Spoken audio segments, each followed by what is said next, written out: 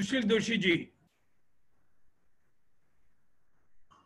Hello, आदरणीय सुशील दोषी जी। नमस्कार, मैं सुशील दोषी आपका फिर से स्वागत करता हूं। आप तो जानते ही मेरी आवाज आप क्रिकेट के दौरान तो अक्सर सुनते रहते हैं, लेकिन जब मुझे कमलेश सोजातिया जी ने कहा कि आज आपको हॉकी के कर्णधार से बातचीत करनी है, तो मुझे थोड़ा आश्चर्य जरूर हुआ कि भाई एक क्रिकेट कमेंटेटर की हॉकी के व्यक्ति से बातचीत क्यों।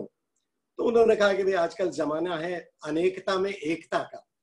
हॉकी और क्रिकेट की जुगलबंदी एक बहुत ही जोरदार चीज वहां पर लोगों के सामने प्रस्तुत करेगी और उस प्रस्तुतिकरण में आपका सहयोग जरूरी है। तो मुझे अच्छा भी लगा, चलो हॉकी और क्रिकेट की जुगलबंदी होने वाली है। दूसरी बात यह कि हॉकी का क्रिकेट के प्रति प्रेम और क्रिकेट का हॉकी के प्रति प्रेम, ये भी इससे उजागर होगा कि हम एक दूसरे का कितना सम्मान करते हैं।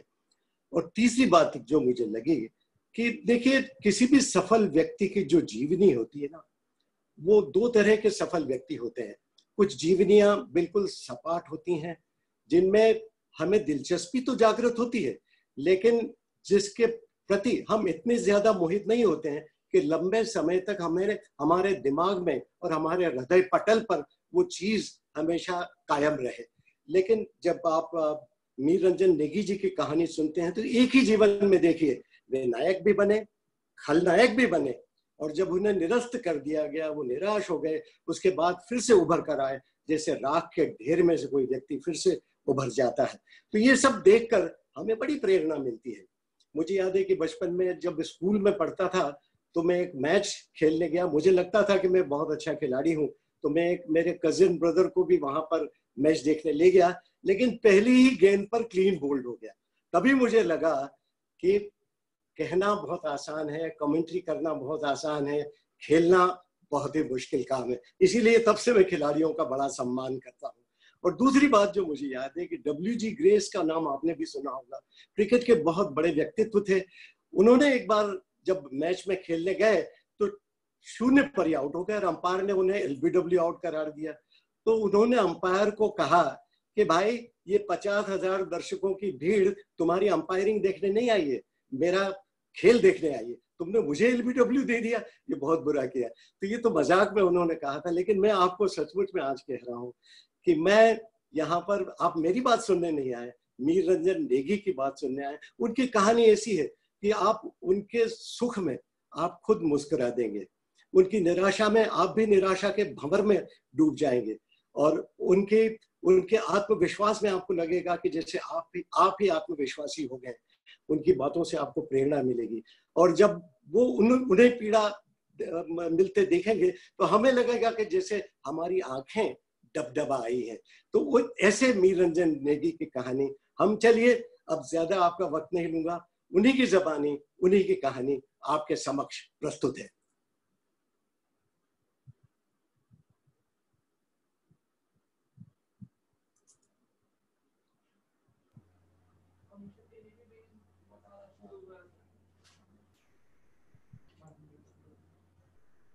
जय जिनेन्द्र। जय जिनेन्द्र। अहिंसामय जैन धर्म की जय। जय साहब। अनेकों विद्याओं के प्रदाता तीर्थंकर भगवान जी की, श्री आदिनाथ जी से लेकर अंतिम तीर्थंकर भगवान श्री महावीर स्वामी के चरणों में नमन।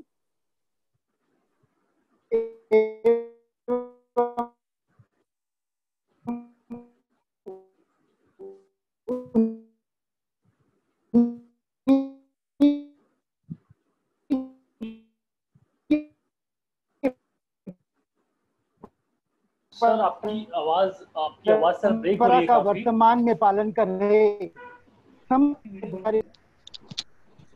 आवाज ब्रेक हो रही सर भैया आपकी। बहुत सारे लोग। सर आपकी आवाज काफी ब्रेक हो रही है ड्यू टू बैंडविड्थ इशू। मैं आपको रिकमेंड करूंगा सर, अगर आपके आसपास कोई इंटरनेट कनेक्शन यूज कर रहा होगा आपके घर पर वाईफाई, तो प्लीज जरा उन्हें कहिएगा कि थोड़ा बैंडविड्थ ना ही ज्यादा यूज करें, ताकि आपका कन्वर्सेशन काफी आसानी से चल जाए। ओके टोनी,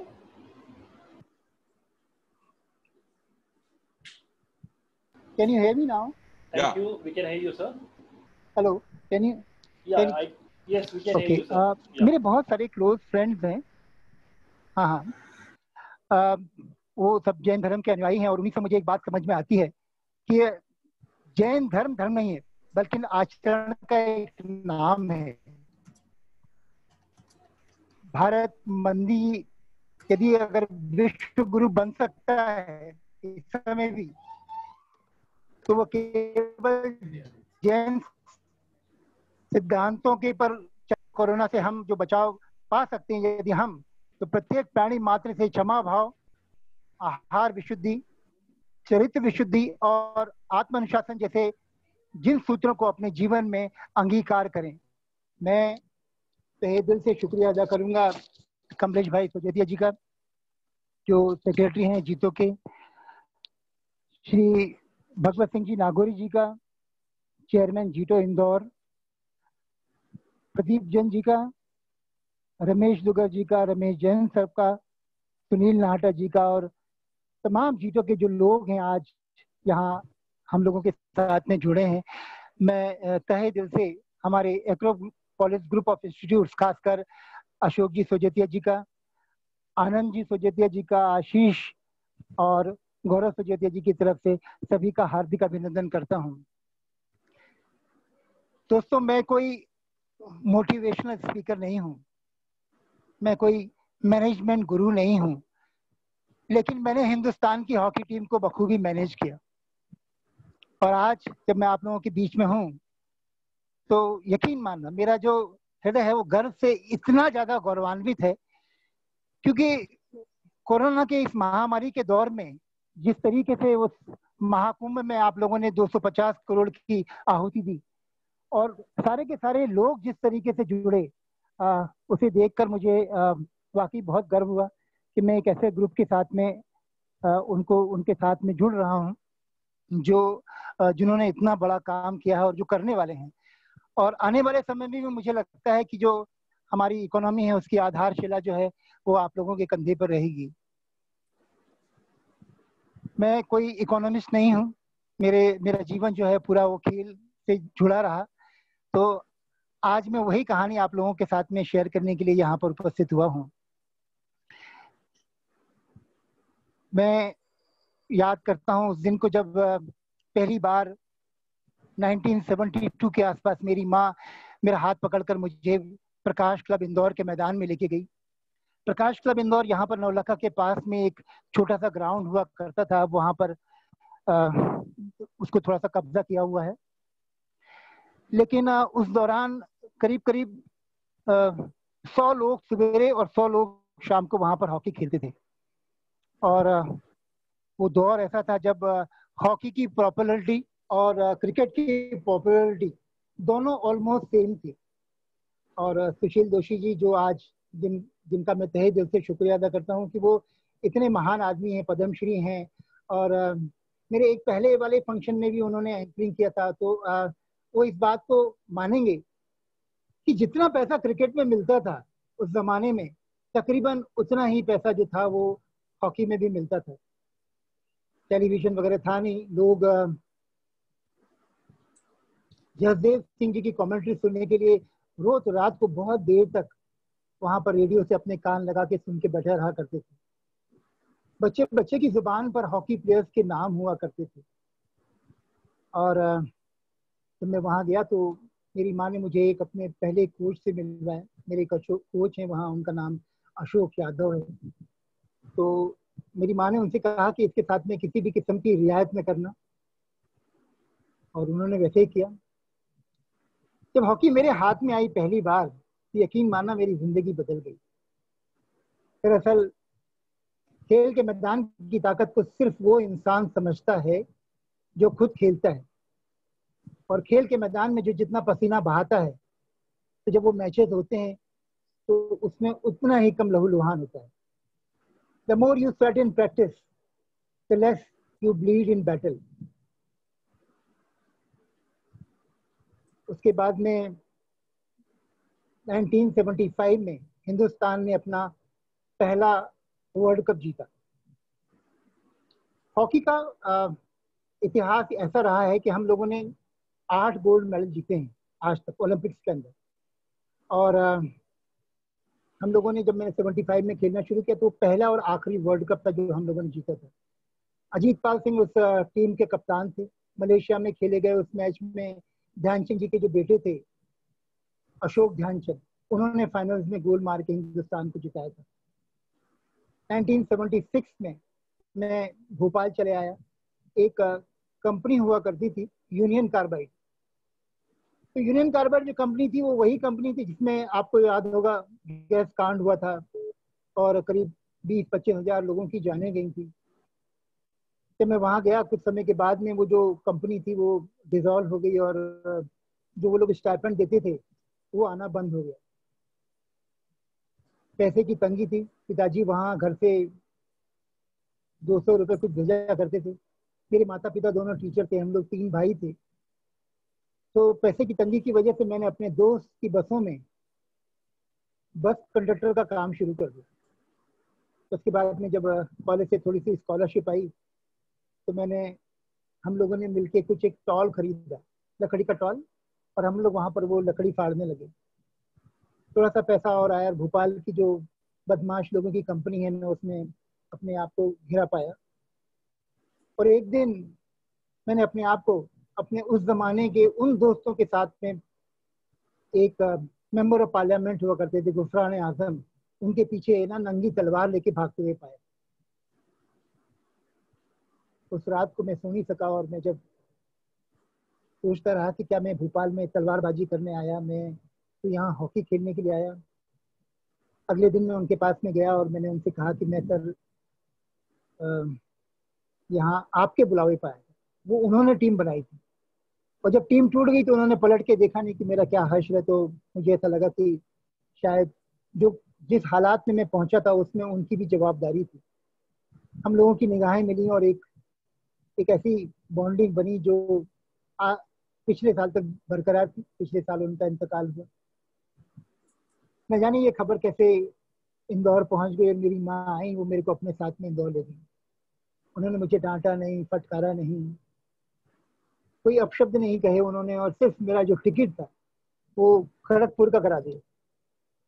खड़गपुर में मेरे मौसा जी रेलवे में बोर्ड थी और रेलवे में बहुत बड़े अधिकारी थे वो। वहाँ उनका एक आलीशान बंगला था, बहुत बड़ा, और उस बंगले के बाहर एक दरबान बैठता था। वहाँ पहली बार मैंने जिंदगी को हसीन रूप में देखा और मुझे लगा कि शायद जीवन को जीने का यही एक तरीका है। मेरे मौसा जी ने मुझे बहुत अच्छे से समझाया, कई बातें बताई। उन्होंने कहा कि नॉलेज इज पावर।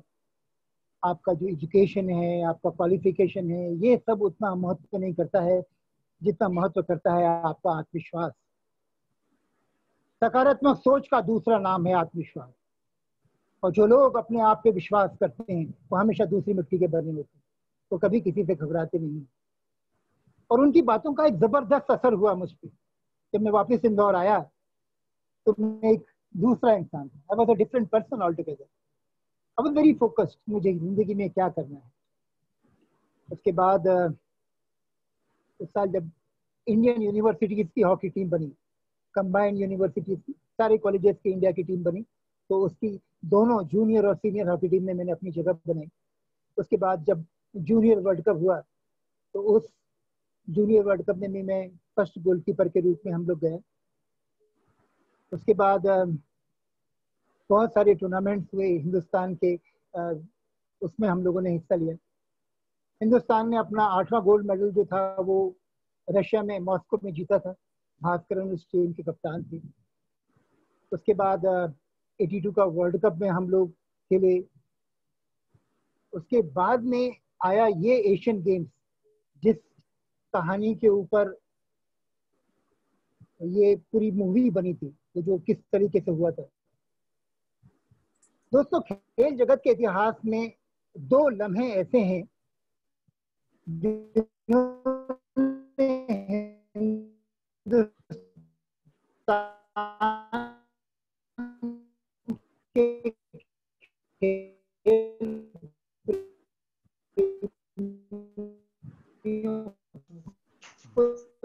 झंझोर के रख दिया। आखिर बुनियादाद ने वो छक्का मार दिया।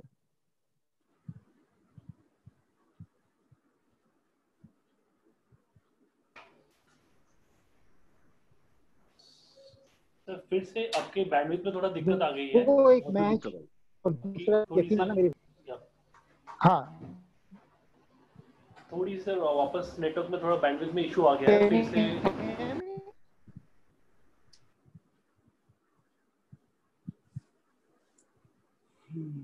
हेलो हेलो यस सर, अभी आवाज आ रही है आपकी। हाँ हाँ तो अब एशियन गेम जो थे वो दूसरी बार इंडिया में ऑर्गेनाइज हो रहे थे दिल्ली के अंदर। हमारी prime minister Mrs Indira Gandhi थी और पूरी दिल्ली को बिल्कुल एक दुल्हन की तरह सजाया गया था।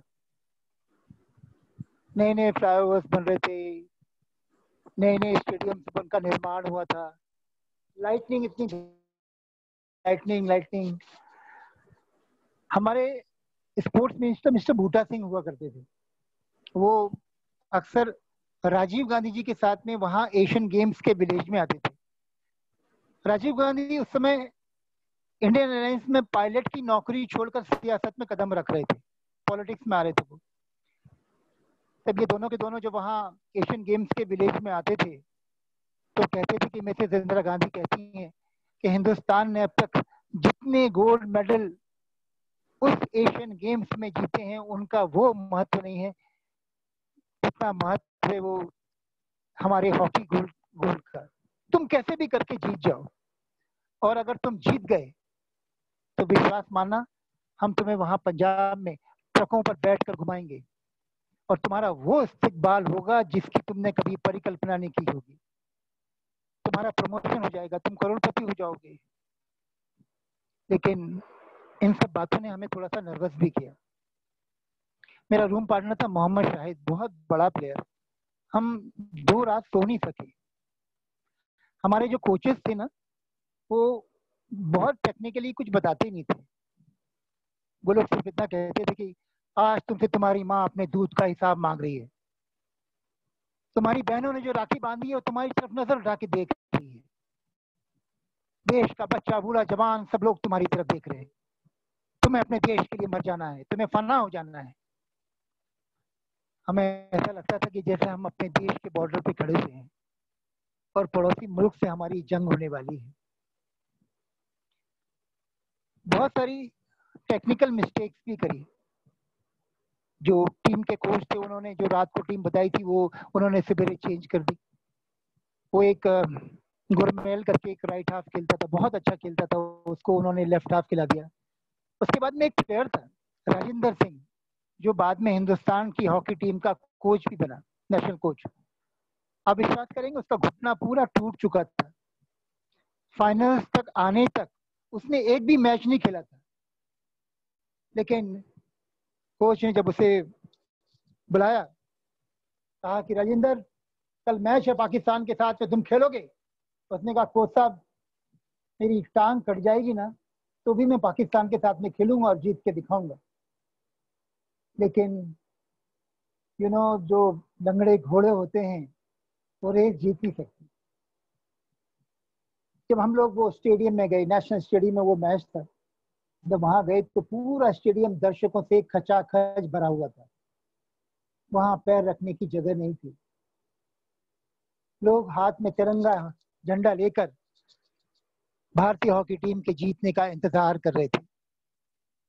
हिंदुस्तान जिंदाबाद, कम ऑन इंडिया, इसके नारों से पूरा स्टेडियम गूंज रहा था। मैंने धीरे से उस तरफ देखा तो वहां पर मिसेस इंदिरा गांधी अपने पूरे कैबिनेट के साथ बैठी हुई थी और मैच शुरू हो गया। भारत ने पहले गोल मारा, जफर इकबाल ने पेनाल्टी स्ट्रोक में पहला गोल मारा और उसके बाद में पाकिस्तान ने अटैक किया। उन्होंने 15 मिनट में 3 गोल मारे और उन 3 गोलों के साथ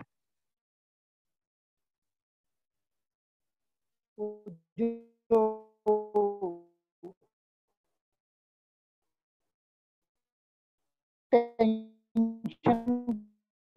गुब्बारा था वो पूरा का पूरा फट गया। अच्छा नहीं खेल रहा हूँ, आप मुझे चेंज कर दीजिए। लेकिन उन्होंने ऐसा नहीं किया। मुझे बाद में मालूम पड़ा कि मिसेस इंदिरा गांधी ने अपने एडीसी को भेजा मैनेजर के पास में ये कहने के लिए कि नेगी को चेंज कर दिया जाए, गोलकीपर को चेंज कर दिया जाए, लेकिन उन्होंने वो भी नहीं किया। शायद कोच को मुझ पे भरोसा था, या मेरी तकदीर में ये लिखा हुआ था। और हाफ टाइम के बाद पाकिस्तान ने 7 गोल और 4 गोल और मारे, और उस दिन हम लोग 7-1 से हार गए। मुझे याद है वो हारने के बाद का जो माहौल था, वो इतना डरावना, इतना खराब था कि जिसकी मैं परिकल्पना से डरता हूँ। हारने के बाद हम लोग अपने अपने रेस्ट रूम में चले गए, और जब हम लोग वहां गए तो कोई किसी की तरफ देख भी नहीं पा रहा था। ड्रेसिंग रूम में ऐसा माहौल था जैसे किसी की डेथ हो गई हो। मतलब किसी के मैयत में आते हैं तो फिर भी थोड़ा बहुत बात करते हैं, मरने वाले की बुराई नहीं करते, लेकिन कुछ अच्छाई तो करते हैं। लेकिन वहां हम लोग जो थे वो हम खुद ही मरे हुए थे। और जिस समय वो हमारे को वो हार पहनाए जा रहे थे, लोग इतनी जोर जोर से हूट कर रहे थे उस स्टेडियम के अंदर, जैसे कि हमारा उस कंपटीशन में सबसे नीचे का स्थान रहा हो। हम लोगों ने सिल्वर मेडल जीता था, ऐसी बात नहीं है, लेकिन उसका हमारी जिंदगी में कोई महत्व नहीं था। अंधेरा हो गया बहुत देर तक। उसके बाद में हम लोग ड्रेसिंग रूम से बाहर निकले, तभी बहुत सारे लोग वहां पर हमारा इंतजार कर रहे थे। वो लोग जानना चाह रहे थे कि हम लोग कैसे हार गए। अगले दिन अफवाहों का बाजार जो था वो गर्म होने लगा। एक अखबार ने लिखा कि नेगी ने एक गोल का 1 लाख रुपए लिया और पाकिस्तान से जानबूझ के गोल खा लिए, जो एक्चुअली हकीकत में नहीं हुआ था। मतलब 7 लाख में मैंने अपने देश को बेच दिया।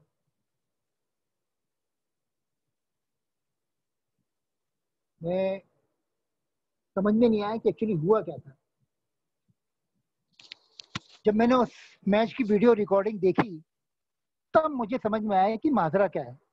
एक्चुअली क्या था, 1982 में, अगर आप लोगों को याद होगा, तो पहली बार, खासकर नागौरी सर को, कि पहली बार कंप्यूटर्स का इंपोर्ट अलाउ हुआ था। कंप्यूटर नहीं, सॉरी, टेलीविजन का इंपोर्ट पहली बार हुआ था। और पहली बार वो सारे मैचेस की लाइव वीडियो रिकॉर्डिंग सारी की सारी दुनिया देख रही थी, और वो भी सिर्फ 2 कैमरा की मदद से। अनलाइक टुडे, आजकल तो 40-40, 50-50 कैमरा यूज करते हैं, डिफरेंट एंगल से दिखाते हैं। तो ये बात भी यकीनन तय थी कि वो जो लोग थे, वो लोग इतने ज्यादा क्वालिफाइड नहीं थे, इतने ज्यादा एक्सपीरियंस नहीं थे। तो जब वो एक कैमरा से दूसरे कैमरा में शिफ्ट करते थे तो कई बार खाली गोल पोस्ट दिखा देते थे, जिससे ऐसा लगता था कि नेगी जानबूझ के गोल छोड़ के भाग गया हो। फिर हम लोगों ने 2 दिन तक खाना नहीं खाया। खाते भी कैसे? फिर हमारे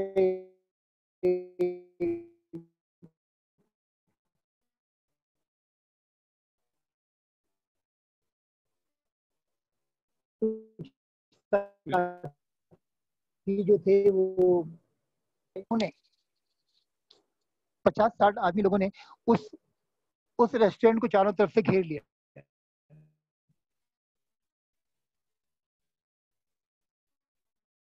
और ऑडियो प्रॉब्लम आ रही वो बॉस? बहुत जोर से चिल्लाने लगे कि ये देखो, ये मैं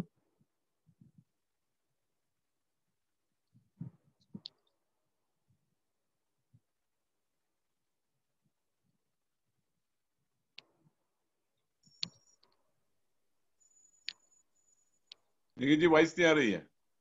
बाहर खड़े होके बोलूं अगर प्रॉब्लम नहीं हो तो? सर मैं मेरी रिक्वेस्ट है आपसे, जहाँ पर हो आपका शायद वहाँ पर सर वाईफाई का नेटवर्क बराबर नहीं मिल रहा आपको, तो अभी देखिए यहाँ पे ठीक है। अभी स्टिल सर अभी यहाँ पे बैंडविड्थ लो ही दिखा रहा है। थोड़ी देर में मैं वापस चेक करता हूँ रिफ्रेश करके, थोड़ी देर प्लीज। प्लीज आपकी वीडियो स्टार्ट कर दीजिए सर एक बार और।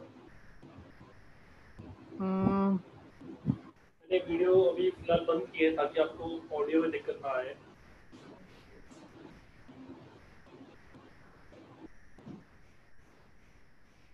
यहाँ पर आपका वाईफाई का नेटवर्क हो सर, उसके पास में। हाँ, दिस इज हाँ गुड। यहाँ पर आए थे। यहाँ पे काफी अच्छा अपने नेटवर्क आ रहा है। ओके, ये लास्ट आपका पार्ट रिपीट कर दिया भैया। It's clear sir, please go ahead. Can you hear मी? कहाँ तक थे हम लोग, कहाँ पर पहुंच के मालूम नहीं। हाँ तो बेसिकली 2 दिन तक हम लोगों ने खाना नहीं खाया, और उसके बाद हमारे कुछ जो साथी थे वो हमें पास के एक पंडारा रोड के मार्केट में लेके गए। मैं इसको कहीं रख लूं, 1 सेकंड? जी जी जी सर। है ना, मैं 1 सेकंड इसको रख लेता हाँ हूँ। बिल्कुल, उसे एक बार स्टेबल कर लीजिए ताकि फिर आगे कोई दिक्कत ना आए।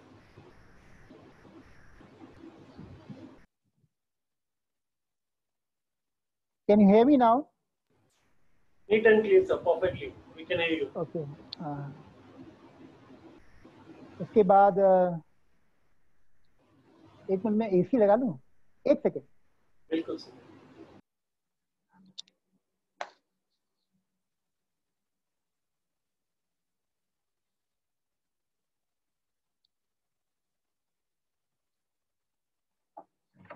सोनी,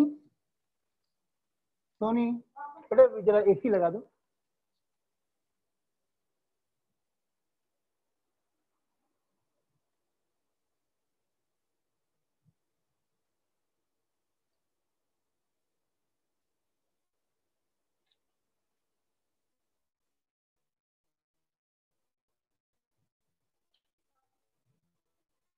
बेटा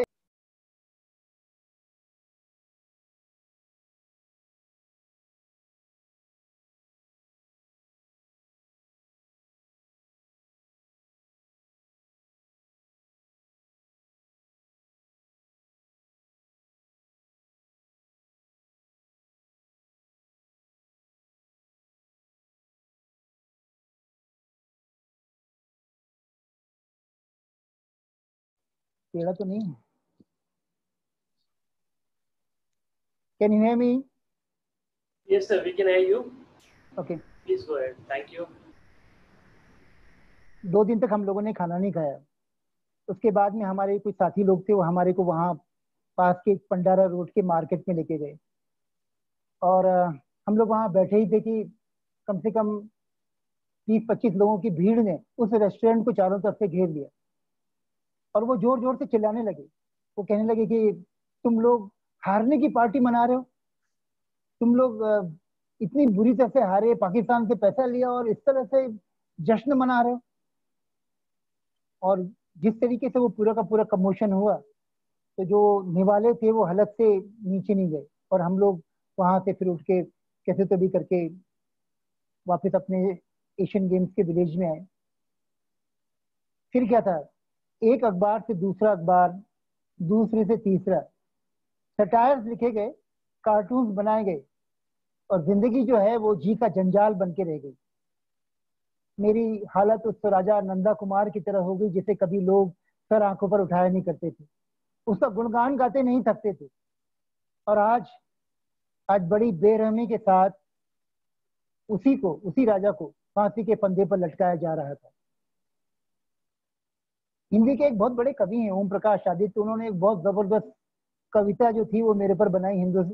वो कोई मैगजीन थी, साप्ताहिक हिंदुस्तान, उसके अंदर धरती गोल, अंबर गोल, सूरज चांद सितारे गोल, और गोल हुआ तो मैं भी गोल, मैं भारत का गोल थी, और बहुत बड़ी सी कविता बनाई। और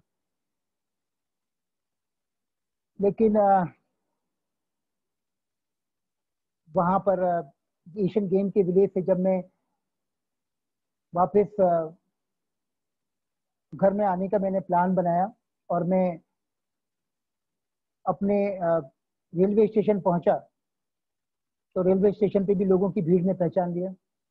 तो इंदौर आ रहा था मैं उस समय, और मैं जैसे ही अपने कंपार्टमेंट में बैठा, तो फर्स्ट क्लास का कूपे था जो मैंने बुक किया था, और उसमें बैठ के मैंने जैसे ही बंद किया, तो पूरे के पूरा जो भीड़ थी उसने उस कंपार्टमेंट को चारों तरफ से घेर लिया, और वो जोर जोर से ठोक ठोक के उस बोगी को मेरे को मार रहे थे, और चिल्ला रहे थे कि इसको बाहर निकालो, इसको मारो, इसको मारो। और मैं बस ट्रेन चलने के का इंतजार करता रहा। यहाँ तक कि मुझे अपने जिंदा रहने पे भी शर्म आ रही थी। जब इंदौर आया तो मुझे मालूम पड़ा कि मेरे घर पे पथराव हुआ था। उस समय मैं प्रकाश नगर में रहता था। मेरे घर के शीशे तोड़ दिए गए, घर से बाहर निकलना मुश्किल हो गया। लोगों के ताने पप्पियां ये सब बददस्तूर चलते रहे। कस्टम ज्वाइन कर लिया था, तब तक मैंने बॉम्बे कस्टम्स में मैंने नौकरी कर ली थी, लेकिन कोई नौकरी बाद में देता भी नहीं थे।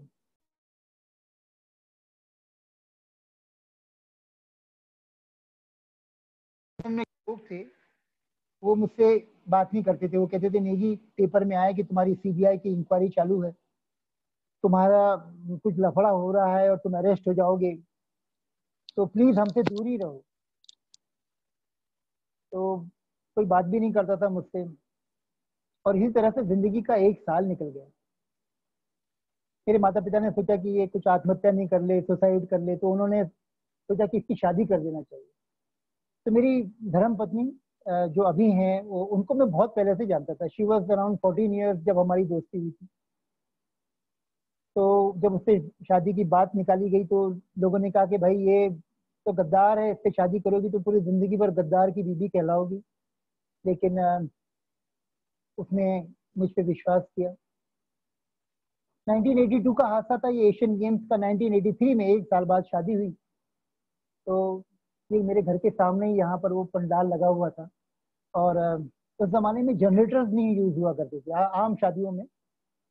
तो किसी ने, गुस्सा इतना ज्यादा था तब तक भी, 1 साल बाद भी, कि किसी ने मेन कटआउट निकाल दिया, और आधी शादी जो थी ना वो अंधेरे में हुई। मेरे दोस्तों ने मोटरसाइकिल स्टार्ट की, स्कूटर स्टार्ट की, आज भी हैं वो लोग, और उनकी रोशनी में वो शादी संपन्न हुई। इंदौर से बहुत बड़ा अखबार निकलता था एक जमाने में, अब तो शायद somebody else has taken over, नई दुनिया। तो नई दुनिया, दबंग नई दुनिया नहीं, नई दुनिया जो ओरिजिनल था, उनके मालिक अभय छजलानी जी हैं। अभय छजलानी जी ने अपने घर बुलाया मुझे, और उन्होंने कहा कि नेगी क्या हुआ था बताओ। मैं उनको बहुत मानता हूँ, और बहुत मानता, उस जमाने में भी मानता था बहुत ज्यादा। मैंने उनसे बताया कि सर वो ऐसा हुआ था, इतना प्रेशर दिया, और वो जो एक प्लेयर था उसकी टांग टूट गई थी, फिर भी उसको खिलाया गया, ऐसा वैसा। तो उन्होंने कहा कि तुम ये दुनिया के सामने बोलते क्यों नहीं? मैं कल फ्रंट पेज पे तुम्हारी पूरी स्टोरी छाप दूंगा। मैंने कहा नहीं सर, अगर मैं कुछ बोलूंगा तो इंडियन हॉकी फेडरेशन के दरवाजे हमेशा हमेशा के लिए बंद हो जाएंगे। और ये सिर्फ हॉकी में नहीं होता, किसी भी खेल में कोई खिलाड़ी अपनी बात रखता है या फेडरेशन के खिलाफ कुछ बोलता है तो बिल्कुल वो एक टूटी की तरह उसको हमेशा खत्म कर दिया जाता है। मैंने कहा मैं फिर से मेहनत करूंगा, दोबारा से आऊंगा वापस टीम के अंदर। और वैसे भी किसी ने कहा है कि परिंदों को मंजिल मिलेगी यकीनन, ये फैले हुए उनके पर बोलते हैं, और वही लोग रहते हैं खामोश अक्सर जमाने में जिनके हुनर बोलते हैं। हमने फिर से मेहनत शुरू करी, और अगले साल जब नेशनल हुए, सारे के सारे स्टेट की टीमें हुई, तो मुंबई के जो कोच थे ओवन फरेरा, उन्होंने मुझे फर्स्ट गोलकीपर के रूप में खिलाया, और उस गोलकीपर को बाहर बिठाया जो इंडिया टीम में खेल रहा था। मेरा प्रदर्शन बहुत बढ़िया रहा। अखबारों ने लिखा कि शायद नेगी वापस टीम में आने वाला है, लेकिन ऐसा कुछ हुआ नहीं। जब वो सिलेक्शन होता है तो कुछ 30-40 लोगों को इनिशियली कैंप में बुलाते हैं, उसने मेरा सिलेक्शन नहीं किया। उसके बाद में एक विल्स ट्रॉफी हुई। विल्स ट्रॉफी में 4 जोन होते हैं ना, तो वेस्ट जोन का कप्तान बनाया मुझे। पूरा मध्य प्रदेश, गुजरात, राजस्थान, महाराष्ट्र, कोई टीम मेरे खिलाफ गोल नहीं कर सकी, एक गोल नहीं कर सकी। लेकिन भारतीय संघ के जो दरवाजे थे इंडियन हॉकी फेडरेशन के, वो बंद हो चुके थे। उसके बाद में जब हम लोगों ने खेलना छोड़ दिया तो हम लोगों ने अपना एक छोटा सा एसोसिएशन बनाया। उसमें हम लोग कुछ ट्रेनिंग करने लगे, कुछ सिखाने लगे बच्चे लोगों को। और यहाँ पर हम लोगों ने कुछ इंटरनेशनल हॉकी क्लिनिक्स ऑर्गेनाइज किए। मैंने हॉलैंड से कुछ कोचेस को बुलाया, बड़े बड़े कोचेस थे, Crown Rentek, Carl Vander Stock करके बहुत बड़े बड़े प्लेयर थे, कोचेस थे, उनको बुलाया। एक एक महीने का हम लोगों ने कैंप लगाया, महाराष्ट्र से सारे खिलाड़ियों को बुलाया। और यहाँ न सिर्फ मुझे कोचिंग में दिलचस्पी हुई, बल्कि मुझे आशा की एक किरण नजर आई। मुझे लगा कि एक दिन आएगा मैं हिंदुस्तान टीम का कोच बनूंगा और अपनी टीम को गोल्ड मेडल जिताऊंगा, और वहाँ अपने नेशनल एंथम बजता रहेगा और धीरे धीरे धीरे धीरे करके हमारा जो इंडिया का फ्लैग है वो ऊपर जाएगा।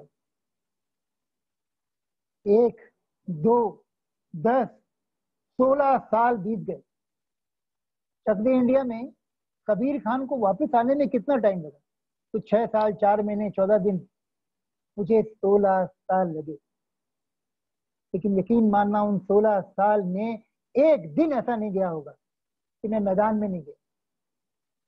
और वो मेरा दोस्त था जो मेरे साथ में कंबाइंड यूनिवर्सिटीज की हॉकी टीम में खेलता था, वो भारतीय हॉकी संघ का जनरल सेक्रेटरी बन गया। उसे मेरे हॉकी प्रेम के बारे में मालूम था, उसे मेरे कोचिंग एबिलिटीज के बारे में मालूम था। तो 1998 में जब भारतीय की हॉकी टीम बैंकॉक के एशियन गेम्स में जा रही थी, तो भारतीय हॉकी टीम की कमान जो थी उसने मेरे हाथ में दे दी। जब ये न्यूज आई तो मेरा घर जो था वो पूरा गुलदस्तों से भर गया। लेकिन मेरी वाइफ मेरे जाने के खिलाफ थी। उस रात मुंबई शहर में बहुत जबरदस्त बारिश की, कड़ाके की बिजली चमकी। और अगले दिन नंद कुमार बरार, जो आज भी मेरे साथ में टच में है, उसने एक आर्टिकल लिखा। उसमें लिखा, the thunder and lightning which lashed Mumbai last night might have struck a chord in Veeranjan Negi's heart. His mind was a whirlpool of emotions, having been told that his past has been forgotten and India needs him. मेरी wife बोली, देखो ये खेल है और खेल में कुछ भी हो सकता है। हम लोग दोबारा से 7 गोल से हार सकते हैं, और जिस चीज को भूलने में 16 साल लगे हैं, अगर ऐसा कुछ होगा तो हम लोग पूरी जिंदगी भर उस बात को भूल नहीं पाएंगे। तुम मत जाओ। और जब मैं ऐसा सोच रहा था तो एक लोकल न्यूज़पेपर का एक जो कैमरामैन था और जो एंकर था वो वहाँ मेरे घर में आ गया, और आते ही वो शुरू हो गया। तो कहने लगा, नेगी साहब क्या प्लानिंग है आपकी, और क्या करोगे आप, और आपने क्या क्या स्ट्रेटेजीज बनाई है। और he started bombarding question, but I was nervous, I was wavering, I was just thinking कि क्या करूं मैं। तो मैं स्टैमर करने लगा। मैंने कहा, देखिए ऐसा है कि तो कोशिश करेंगे, हम लोग मेहनत करेंगे। और words fail to come out of my mouth, and उसका जो कैमरा था वो रोल होता रहा। जब इंटरव्यू खत्म हुआ तो उसने एक जबरदस्त हैंडशेक किया और वो चला गया। शाम को जब हम लोग डिनर टेबल पे बैठे, और मैंने जैसे ही वो टेलीविजन लगाया, there I was absolutely nervous. और ये जो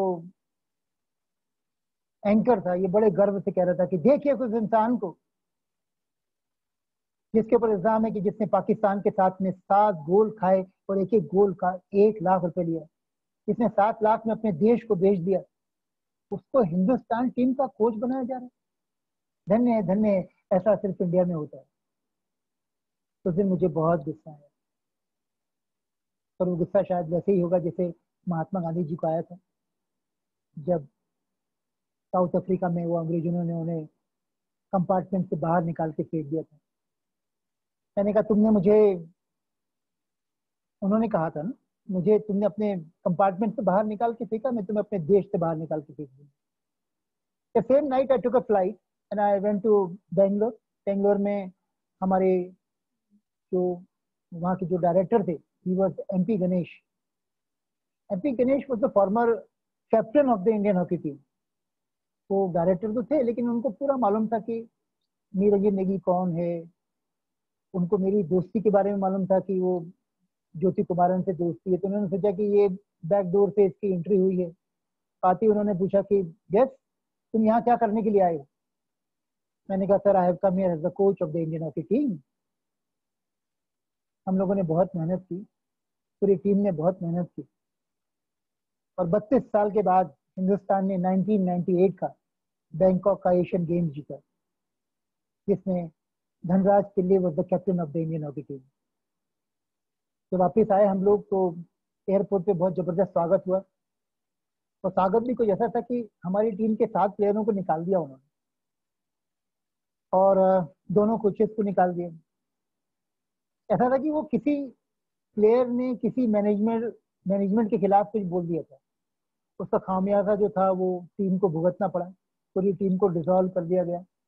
जिस टीम को हम लोगों ने 2 बार उस एशियन गेम्स में हराया था, वो ओलंपिक का फाइनल खेली। एक आदमी की जो ईगो थी वो देश की इज्जत से बड़ी हो गई। फिर कुछ दिनों के बाद वुमेन हॉकी एक कोच ढूंढ रही, तो वुमेन हॉकी में गए। उस दौरान जितने भी टूर्नामेंट खेले वुमेन हॉकी में, सब में गोल्ड मेडल मिला। कहते हैं कि मुश्किलों से भाग जाना आसान होता है, हर पहलू जिंदगी का इम्तिहान होता है, डरने वालों को मिलता नहीं जिंदगी में कुछ भी, और लड़ने वालों के कदमों में जहान होता है। एक वाकया है अपनी कहानी का जो मैं आप लोगों को सुनाना चाह रहा हूँ। वो ये है कि जो फाइनल सीन आप देखते हैं चक दे इंडिया का, वो दरअसल एफ्रो एशियन गेम्स का फाइनल सीन था, फाइनल मैच था हमारा। एफ्रो एशियन गेम्स हैदराबाद के गच्चीबोली स्टेडियम में हुए। लड़कों की टीम जो थी उन्होंने गोल्ड मेडल जीत लिया था, लड़कियों का हमारा मैच था, हम लोग फाइनल्स खेल रहे थे, और फाइनल्स में जब टीम बराबर हो गई तो टाई ब्रेकर होता है। टाई ब्रेकर में 5-5 पेनल्टी स्ट्रोक मारते हैं। हॉकी और फुटबॉल में पेनल्टी को सेव करना बहुत मुश्किल होता है। ईश्वर की कृपा से मैंने दुनिया के बड़े बड़े पेनल्टी जो स्ट्रोक मारते हैं उनके सारे के सारे लोगों के पेनल्टी स्ट्रोक होते थे। तो मैं हेलन मैरी जो हमारी गोलकीपर थी उसके पास में मैं गया, मैंने कहा हेलन अगर तुम्हें मुझ पर विश्वास है तो मैं तुम्हें गाइड कर सकता हूँ कि पेनल्टी स्ट्रोक कहाँ मारेगी। तो उसने कहा हाँ कोच मुझे आप पे विश्वास है। मैंने कहा ठीक है, तुम एक काम करना, तुम बॉल की तरफ मत देखना, तुम उस प्लेयर की तरफ मत देखना, तुम मेरी तरफ देखना, मैं वहाँ हाफ लाइन पे खड़ा रहूंगा, और जिस डायरेक्शन में मैं पॉइंट आउट करूंगा इस डायरेक्शन में, तो इस डायरेक्शन में डाई मार देना तुम तो बस। Now it is a matter of record कि 5 में से 4 बार मैंने सही बताया, और हेलन ने 3 स्ट्रोक सेव की। उसने चौथा भी सेव किया था लेकिन वो जल्दी मूव कर गई, तो अंपायर ने उसे डिसअलाउ कर दिया। मैच खत्म होने के बाद पूरे क्राउड आ गया, सारे के सारे प्रेस रिपोर्टर, सारे के सारे लोग आ गए वहां पे। उन्होंने कहा कि तुमने ऐसा कैसे कर दिया, how could you do it. Helen Mary ने कहा कि कोच ने की, लेकिन तो मीडिया के लोग मेरे पास आए तो मैंने उन्हें कहानी बताई नहीं। But when we were making Chak De India, I told this story to Jaideep Sahni who wrote the script for it. और तब आप देखते हैं कबीर खान यानी शाहरुख खान कहते हैं विद्या देखो मेरी तरफ, इसका पैर तो लेफ्ट की तरफ है, लेफ्ट को मारेगी, इसकी हॉकी स्टिक राइट को है, राइट को मारेगी, लेफ्ट राइट, या खुदा ये सेंटर में मारेगी। चक दे इंडिया में जो लड़कियां थी ना, बेसिकली उन्होंने कभी हॉकी नहीं खेली थी। 6 मंथ हम लोगों ने उन्हें ट्रेनिंग दिया। चक दे इंडिया का मोस्ट ऑफ द सीन्स मैंने डिजाइन किए, सारे के सारे जितने भी आप देखते हैं ना शुरू से लेकर लास्ट तक, बहुत लंबी कहानी है। लेकिन क्योंकि वो लड़कियां हॉकी प्लेयर्स नहीं थी तो रिटेक होता था। सिर्फ एक सीन ऐसा था, और ये वाला जो एक शॉट में होके हुआ था, जब वो फाइनल गोल मार बचाने के बाद हमारी टीम जीत जाती है, और कबीर खान यानी शाहरुख खान जो हैं वो पीछे की तरफ जाते हैं धीरे धीरे, और उनकी आंखों में से आंसू आ जाते हैं। हुआ ये था कि जब टीम जीती थी तब मैं अपने घर गया तो मेरी वाइफ मेरा इंतजार कर रही थी वहां पर। तो ड्राइंग रूम के सोफा पे मैं जाके बैठा तो अनायत मेरी आंखों में से आंसू आने लगे। मैं आधे घंटे तक रो रहा था, और विनीता ने मुझे को चुप कराने की कोशिश भी नहीं करी। मैं नहीं जानता वो खुशी के आंसू थे, मैं नहीं जानता वो दुख के आंसू थे, पर they were definitely the tears of redemption. और जब उस दिन वो सीन शॉट हो रहा था और कबीर खान धीरे धीरे पीछे हट के वहां पैराफेट बॉल पे बैठते हैं और उनकी आंखों में से जब आंसू आते हैं, तो उस दिन मेरी आंखों में से भी आंसू आ गए। चक दे इंडिया यही एक कहानी है, बाकी तो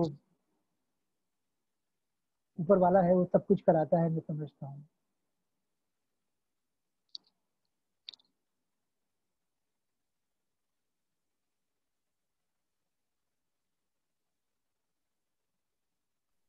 सुशील भैया।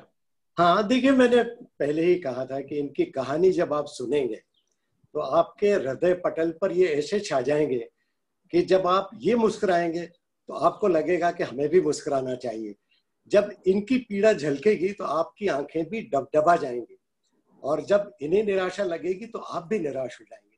इसको कहते हैं कि आपके साथ इनकी जिंदगी का किस तरह से लगाव हो जाता है, कि जिस तरह उतार चढ़ाव की ये कहानी है इनकी, ये हमारे हृदय पटल से कभी निकल सकती नहीं।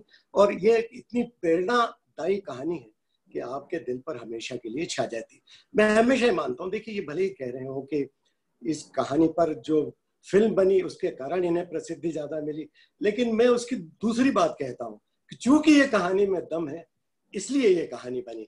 क्योंकि देखिए प्रोड्यूसर कोई भी होता है, कलाकार तो होता है, लेकिन वो व्यवसायी भी होता है। वो पहचान लेता है किस कहानी में दम है, किस कहानी में वास्तविकता है, कौन सी कहानी दिल के ज्यादा नजदीक है। और चूंकि इनकी कहानी दिलों को छूती है, दिलों से निकलती है और दिलों को छूती है, इसीलिए आप और हमको भी ये बुरी तरह से छूती है।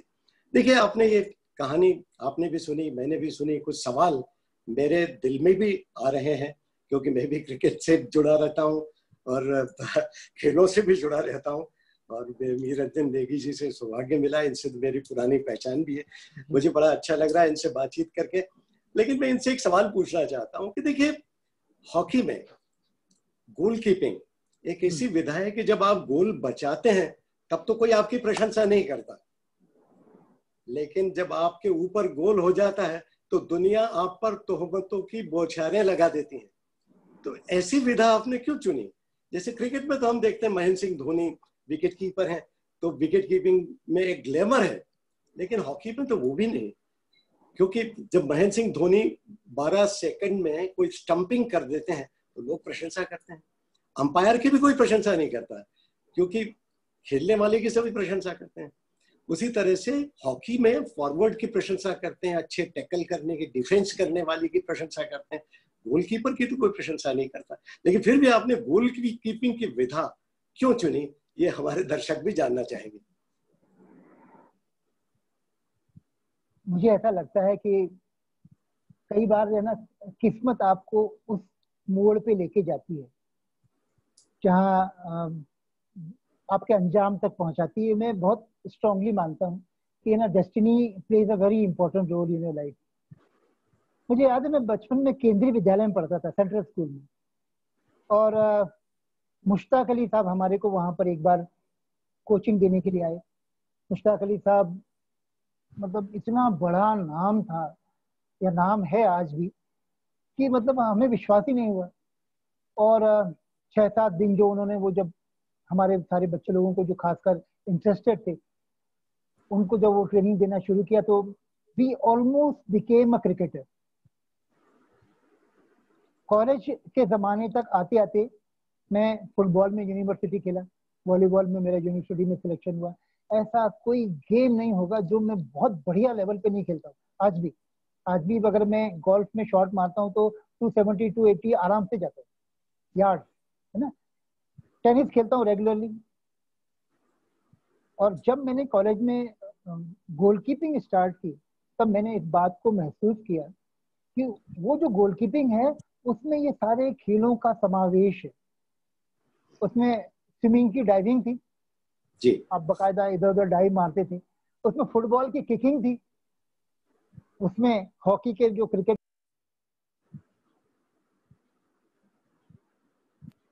उसमें everything was there, like you know अब जो बोलेंगे फुटवर्क रहता है, बैडमिंटन का फुटवर्क रहता है, you need a very strong footwork.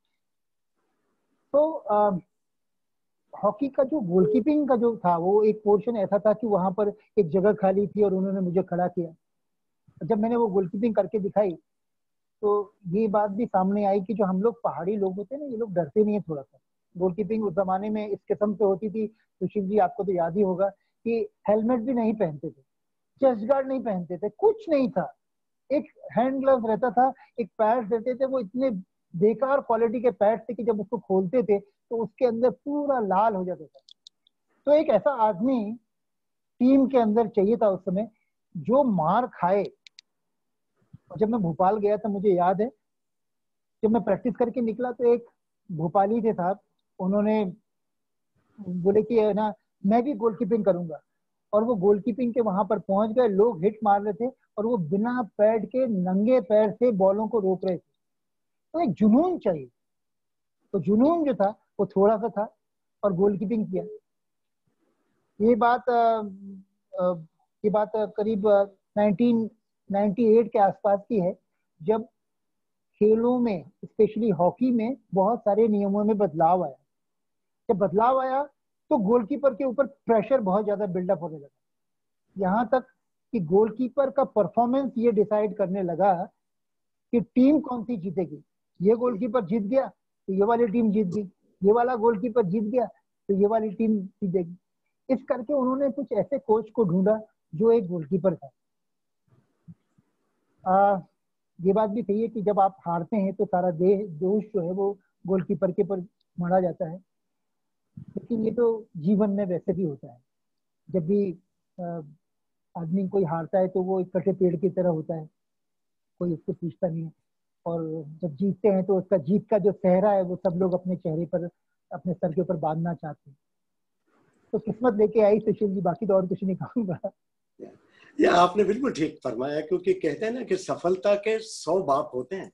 सफलता में वाहवाही लूटने सब चले जाते हैं, लेकिन जब असफलता मिलती है तो आप अकेले पड़ जाते हैं और आपको अकेले ही उसका सामना करना पड़ता है। अभी मुश्ताक अली साहब की आपने बात की, मेरी भी उनके साथ बहुत अच्छे संबंध हमेशा रहे हैं। क्रिकेट वाले थे तो उनसे, उनके प्रति हमारा स्नेह, उनके प्रति हमारा आदर हमेशा रहता ही था। तो वो एक बड़ी जबरदस्त बात कहते थे। वो कहते थे कि देखिए, लोग आपको 10 तरह की बातें सिखाएंगे, लेकिन जब मैदान पर आप जाते हैं तो आपके साथ केवल आपकी कला साथ जाती है, आपके साथ आपकी काबिलियत रहती है केवल, और आप अकेले रहते हैं। तब आपकी काबिलियत का विपक्षी काबिलियत से ही मुकाबला होता है, किसी अन्य से नहीं। तो यहाँ पर मानसिक दृढ़ता की बड़ी जरूरत होती है। तो मानसिक दृढ़ता के बारे में आप क्या कहना चाहेंगे? मैं समझता हूँ कि ना, जितने भी इतिहास के पन्नों को अपन टटोलते हैं तो अपने को एक चीज ये बात समझ में आती है कि खेल वही रहता है, खिलाड़ी वही रहते हैं, लेकिन एक पर्टिकुलर दिन आपकी मानसिक दृढ़ता आपको डिसाइड करती है कि आप विनर हैं या नहीं है, और ये हर एक क्षेत्र में दिखाई देती है। रॉबिन उथप्पा का हम लोग एग्जांपल लिया था अभी थोड़े दिन पहले। रॉबिन उथप्पा को कुछ 10 रन बनाने थे, लास्ट ओवर था, और उसने क्या किया कि पहला रन बनाया, सिंगल्स 2 रन थे। उसके बाद में उसने एक बिल्कुल डिफरेंट स्ट्रोक खेला, बहुत जबरदस्त स्ट्रोक खेला, और वो विकेट कीपर के ऊपर से उसने चौका मारा। सेकंड शॉट उसने ऐसा मारा कि वो बिल्कुल बॉल जो थी वो जो बॉलर था उसके सर के ऊपर से गई, मतलब जिस तरीके से डिवाइड किया। और जब उससे पूछा हर्षा भोगले जी ने कि आपको कैसा लग रहा था कि आप मिस कर जाते तो सब लोग आपको दोष देते कि बहुत वाहियात तरीके से आपने ये शॉट खेला, तो उन्होंने कहा मेरे को विश्वास था कि मैं उस बॉल को चूकूंगा नहीं, I will not miss it. He was very confident. तो वो जो आत्मविश्वास होता है, सकारात्मक सोच का जो है, वो दूसरा नाम है आत्मविश्वास।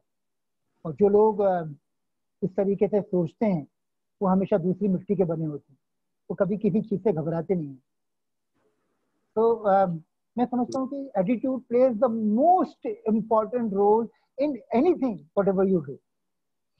बिल्कुल ठीक है। और एक चीज ये भी पूछना चाहूंगा, चूंकि आप अंतर्राष्ट्रीय स्तर पर इतना बड़ा हॉकी के मैचेस भी खेले हैं, भारत के प्रशिक्षक भी रहे हैं, और ये पूछना चाहूंगा कि भारतीय टीम जब आप खेल रहे थे 1982 में, तो मुझे याद है कि मैं भी वहां मैदान पर मौजूद था। अरे बाप रे। एशियाड की कमेंट्री मैं भी कर रहा था, हॉकी की कमेंट्री नहीं कर रहा था, लेकिन मैं बैडमिंटन, टेबल टेनिस और टेनिस की कमेंट्री कर रहा था। तो हमको सभी तरह जगह जाने के पासेस मिलते थे, तो वो मैच मैं भी देख रहा था। इंदिरा जी भी वहां पर मौजूद थी, वातावरण भी कुछ अलग था। और आपने जो बताया बिल्कुल सही विवरण, तिरंगे झंडे लहरा रहे थे, भारतीय पक्ष में नारे लग रहे थे। लेकिन एक बात जो पूछना चाहूंगा कि आपके जो साथी खिलाड़ी थे, देखिए आप पराजित हो गए, तो अक्सर ये होता है कि साथी खिलाड़ी बचना चाहते हैं। वो भी कह रहे हैं कि जब दुनिया आपके बदनामी में ही हाथ धो रही है तो चलो इसी को चलने दो। तो क्या साथी खिलाड़ियों ने आपका साथ दिया? उनका, क्योंकि टीम वर्क का खेल है, देखिए हॉकी ऐसा नहीं कि आप अकेली गोल, चूंकि पूरा डिफेंस पूरा मात खा जा रहा था और इसीलिए तो आप पर गोल हो रहे थे, आप अकेले बच जा रहे थे। तो ये भी एक बात है। बाकी साथी खिलाड़ियों का आपके प्रति क्या रुख रहा था, ये बात भी समझाने की कोशिश कीजिए। देखिए, वो जो हार हुई थी, वो मेरे ख्याल से सबसे दर्दनाक रही। लेकिन मेरे साथी खिलाड़ियों ने मेरी कभी बुराई नहीं करी, कभी आज तक। आप किसी से भी पूछ लेंगे, चाहे वो हमारे कैप्टन रहे, लेकिन उन्होंने मेरे फेवर में बोलने की हिम्मत भी नहीं करी। और इसकी वजह से जो भारतीय हॉकी संघ के जो लोग थे, उनके लिए ये बहुत अच्छा हो गया। जो उनकी गलतियां थी उनको नजरअंदाज किया जा सके और मुझे बलि का बकरा बनाया जा सके। ये it was a very good chance for them. जो उन्होंने गलतियां करी थी वो पूरी की पूरी नजरअंदाज हो गई।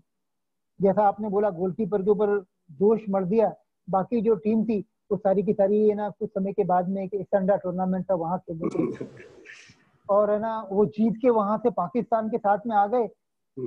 तो मेरे को निकाल दिया था टीम से, तो वो लोग सोचे कि हाँ देखो यही था दोषी। और फिर you can understand, you know what might have happened that time. It was really sad. लेकिन मैं ये मानता हूँ कि अगर वो सब कुछ नहीं होता तो आज चक दे इंडिया नहीं बनती। वो सब कुछ नहीं होता तो आज हम इस तरीके से, जिस तरीके से आज जुड़ रहे हैं इतने लोगों के साथ में, इतने लोगों का प्यार और स्नेह मिल रहा है कि मैं बता नहीं सकता। I have no words. Specially मेरे कॉलेज में जब मैं जाता हूँ और जिस तरीके से सारा के सारे लोग जुड़ते हैं, सम्मान करते हैं, प्यार करते हैं, मुझे लगता है कि मालूम नहीं, मैं अगर उस दिन नहीं हारा होता तो ये सब कुछ नहीं होता था। इसीलिए नेगी जी, किसी ऋषि मुनि ने भी कहा है कि जो कुछ कई बार बुरा भी होता है वो अच्छे के लिए होता है। जी। एक सवाल और कि जो कितने ही खिलाड़ियों को आपने देखा है, महान खिलाड़ियों को भी देखा है, और एक सामान्य खिलाड़ी जो देश का प्रतिनिधित्व करता, सामान्य तो नहीं होता, वो भी महत्वपूर्ण होता है, लेकिन जो अत्यंत प्रतिभावान खिलाड़ी रहते हैं, इसमें फर्क कैसे हो, क्या फर्क होता है? कि देखिए मेहनत तो सभी करते हैं। सुनील गावस्कर ने कहा है कि मैं 90% मेहनत को इसका फल मानता हूं और 10% प्रतिभा को देता हूं। आप कितना प्रतिशत प्रतिभा को देते हैं महानता के लिए और कितने प्रतिशत मेहनत को देते हैं? बहुत डिफिकल्ट क्वेश्चन है, लेकिन है ना बहुत बढ़िया क्वेश्चन भी है। मेरी जो कोचिंग टेक्नोलॉजी है, बेसिकली ना जिस तरीके से मैं सिखाता हूँ, उसके 3 नियम हैं। एक नियम तो है कि हार्ड वर्क, दूसरा है हार्ड वर्क और तीसरा भी है हार्ड वर्क, है ना। तो मैं मेहनत पे बहुत ज्यादा विश्वास करता हूँ, लेकिन मेहनत सभी करते हैं। जो भी खिलाड़ी देश को रिप्रेजेंट करना चाहता है, जो अपने स्टेट को रिप्रेजेंट करना चाहता है, जो जिंदगी में आगे आना चाहता है, वो सारे के सारे लोग मेहनत करते हैं। लेकिन जो चैंपियंस हैं वो थोड़ा सा दूसरी तरीके से सोचते हैं। तो किस तरीके से सोचते हैं, हम इस बात से अंदाजा कर सकते हैं कि वो हमेशा अपने लिए एक नए चैलेंजेस का निर्माण करते हैं। सचिन तेंदुलकर ने मेरे ख्याल से कितनी 100 सेंचुरीज बनाई, है ना। उसके बावजूद भी वो कुछ चाह रहे थे कि और कुछ करूं मैं। अभी जो टेनिस प्लेयर थे उन्होंने 6 विंबलडन टाइटल जीते, उसके बाद में वो फ्रेंच ओपन जीतना चाह रहे थे, फेडरर, रॉजर फेडरर। तो वो क्या है, वो खत्म नहीं होते। अभी एक हम लोग बात कर रहे थे रोनाल्डो, क्रिस्टियानो रोनाल्डो, इतने जबरदस्त चैंपियनशिप जीती उन्होंने, मैनचेस्टर यूनाइटेड के लिए खेले, उसके बाद में फिर किसी और के लिए खेले, अब वो फिर किसी और रियल मैड्रिड के साथ में खेल के है ना चैंपियनशिप को जीतना चाहते हैं। तो ये सारे लोग जो हैं ये अपने खुद के लिए चैलेंजेस तैयार करते हैं और उन चैलेंजेस के लिए फिर वो मेहनत भी करते हैं। अभी आप रोनाल्डो के बारे में जैसे मैं बोलता हूँ, वो 35 साल के हैं वो अभी, लेकिन उनकी जो बायोलॉजिकल एज है वो है 23। यू कैन इमेजिन कि वो कितना मेहनत करते होंगे, कितना अपने आप को फिट रखते हैं। And by the grace of God मेरी एज भी कुछ थोड़ी सी ऐसी है। तो ये जो बहुत मेहनत आपने जो बात कर रहे हैं इच्छा शक्ति की, मन में जो इच्छा होनी चाहिए, महत्वाकांक्षा होनी चाहिए कि ईश्वर ने अगर भेजा है और उनमें प्रतिभा है तो कुछ कर गुजरना है इस जीवन में, ये कोशिश करते हैं। अब देखिए, आप अक्सर अपने जीवन में भी ये कहते रहे हैं कि आप हॉकी को सबसे ज्यादा प्यार करते हैं, लेकिन आपने पत्नी को भी तो यही बात कही है। तो अब आप इसके बारे में क्या कहेंगे? विनीता मेरे जीवन का अभिन्न हिस्सा रही और मेरी ना मेरी पूरी लड़ाई में मतलब वो इतना लंबा दौर रहा है ना, बहुत लंबा, मतलब बहुत लंबा, और उसमें आप अगर देखेंगे तो कहीं पे कोई ब्रेक नहीं है। और हमारे इंडिया की जो कोचिंग टेक्नोलॉजी है या कोई कोचिंग जो तरीके हैं, तौर तरीके, वो कुछ इस किस्म से होते हैं कि 3-3 महीने कैंप में जाना पड़ता है। 3 months you are in the camp. मेरे ख्याल से दुनिया में कहीं नहीं होता होगा। वो लोग आपको एक ट्रेनिंग प्रोग्राम देते हैं और आप चले जाते हैं, लेकिन हमारे यहाँ पे वो कोचेज हैं तो वहाँ पर एक उनको कहीं ऐसी, अभी तो खैर बहुत अच्छी सुविधाएं होने लगी, हमारे जमाने में वहाँ पर स्टेडियम के नीचे जो बंकर्स बने रहते थे, most of the time India की टीम में रहने के बावजूद भी वहां पर आपको खड़ा कर दिया। कस्टम की अच्छी खासी नौकरी है, वहां पर सब कुछ छोड़ छाड़ के आप जो है वो बंकरों में मच्छर काट रहे हैं और ये कर रहे हैं और वो कर रहे हैं और आप उनके साथ में लगे हुए हैं। और आपके जो बच्चे हैं वो सफर कर रहे हैं, आपकी जो पर्सनल लाइफ है वो सब सफर कर रही है। लेकिन विनीता ने बहुत सपोर्ट किया पूरा का पूरा, और इसीलिए आज जो कुछ भी हूँ मैं बहुत बड़ा क्रेडिट उनको देना चाहता हूँ। देखिए, आपने भारत की गौरव गाथा के बारे में काफी बातें की। आपने ये भी बताया कि कितनी बार हम विश्व विजेता बने, ओलंपिक कितनी बार जीते और एशियाड इतनी बार जीते, बड़े बड़े खिलाड़ी यहाँ पर हुए, हमारी इतनी परंपरा रही है। तो क्या भारतीय हॉकी अभी लगता है जैसे फिर से उभर रही है? अभी हम काफी नजदीकी मुकाबला कर रहे हैं ऑस्ट्रेलिया से, इंग्लैंड से, या पाकिस्तान को तो हम लगातार धो रहे हैं आजकल। तो कई टीमों से जो बड़ी बड़ी टीमें कहलाती हैं, ऑस्ट्रेलिया, हॉलैंड, ब्रिटेन, इनके खिलाफ भी या स्पेन के खिलाफ भी हम अच्छा प्रदर्शन कर रहे हैं। तो क्या आपको लगता है कहाँ कमी पड़ रही है कि जब वहां हम टॉप के मुहाने तक तो पहुंच रहे हैं लेकिन फिर भी शीर्ष पर काबिज नहीं हो पा रहे? क्या हमारी फिटनेस में कमी पड़ रही है या कहाँ कमी पड़ रही है, या तकनीक में कमी पड़ रही है? क्योंकि अब खेल पहले के मुकाबले बहुत तेज हो गया है। आप आपके क्वेश्चंस जो हैं वो ना बाउंसर से कम नहीं है सर, एक बात बताऊं। नहीं सर। वैसे ना मैं हमेशा ही मानता हूँ कि सरस्वती का वास है आपकी वाणी में। बहुत बहुत मैंने आपको सुना है और बहुत नजदीक से सुना है, ऐसा नहीं बोल रहा हूँ मैं। और जिस तरीके क्वेश्चंस पूछते हैं वो बहुत ज्यादा वो रहते हैं और मैं बातें बातें में फिर वो क्वेश्चन भी भूल जाता हूँ। खैर एनीवे, हम किसकी बात बता रहे थे आप?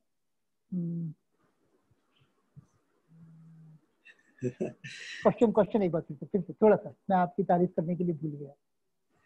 नहीं, आप यही बोल रहे थे कि जो खिलाड़ी होते हैं वो जैसे आगे बढ़ते हैं तो वहां तक शीर्ष पर, चलिए इसका ही जवाब देते हैं कि शीर्ष पर पहुंचने पर वहां पर कायम रखने के लिए क्या करना चाहिए?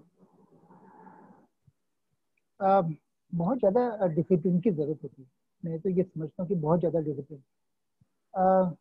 जितने नए खिलाड़ी होते हैं वो अपने देश के लिए खेलना चाहते हैं, अपने देश के लिए खेलना चाहते हैं वो लोग सारे के सारे। और एक बार जब वो इंडिया का कलर पहन लेते हैं, है ना, उसके बाद में जो जो नॉर्मल खिलाड़ी होते हैं वो सोचते हैं कि उन्होंने अचीव कर लिया, लेकिन जो जो जो और ज्यादा अच्छे खिलाड़ी होते हैं वो सोचते हैं कि नहीं, मैं इंडिया की जर्सी पहन के भारत को गोल्ड मेडल लाऊं। तो वो धनराज पिल्ले जैसे खिलाड़ी बनते हैं जो 4 बार ओलंपिक्स में रिप्रेजेंट करते हैं, है ना, 4 एशियन गेम्स, 4 बार वर्ल्ड कप, 4 कॉमनवेल्थ गेम, मतलब वो इतिहास बनाते हैं। और कई लोग जो होते हैं वो अपने मेटल से, अपने जो टैलेंट है उसकी बदौलत एक मुकाम तक पहुंच के फिर बाद में खत्म हो जाते हैं। अच्छा, एक सवाल आपसे और पूछना चाहूंगा कि एक ऐसा सवाल जो मुश्ताक अली साहब से मैंने पूछा था, एक बार इंटरव्यू कर रहा था दूरदर्शन पे, और मैं उनसे पूछ रहा था कि कोई ऐसी बात बताइए जो आज तक आपने किसी को नहीं बताई। तो मैं आपसे भी यही पूछूंगा कि आज हमारे दर्शकों के लिए कोई ऐसी बात बता दीजिए जो आज तक आपने किसी को नहीं बताई। ये लास्ट आंसर है आपका, है ना? मेरे को लगता है ये मैंने बात कभी किसी को बताई नहीं कि एक बार मैंने अपनी धर्मपत्नी से मार खाई है। विनीता ने मेरे को इतनी जोर से मारा, शायद पहली और आखिरी बार। और मेरी हरकत भी कुछ ऐसी थी कि वो भी हरकत जो थी वो पहली और आखिरी बार हुई। हुआ ये कि हम लोग जिस कॉलोनी में वहाँ रहते थे वहाँ पर दिवाली का माहौल था, और दिवाली के माहौल में सारी के सारे आसपास की बिल्डिंगों में पेंटिंग चालू थी। तो मेरे पास में एक एयरगन थी जिससे मैं थोड़ा सा निशाना मारा करता था। तो वहां पर जो काम करने वाले लोग थे उन्होंने कहा, सर वो एक कबूतर मार के दो आप हमारे को, तो हमारी भी है ना दिवाली मन जाएगी। और मैंने निशाना साधा और मैंने मारा, तो कबूतर जो था वो फड़ा के नीचे गिर पड़ा। विनीता ने देखा and she could not bear it, you know, तो उसने जोर से मेरे पीठ में मारा। उसके बाद में कुछ समय के बाद मैंने अपने 19 साल के बेटे को खो दिया।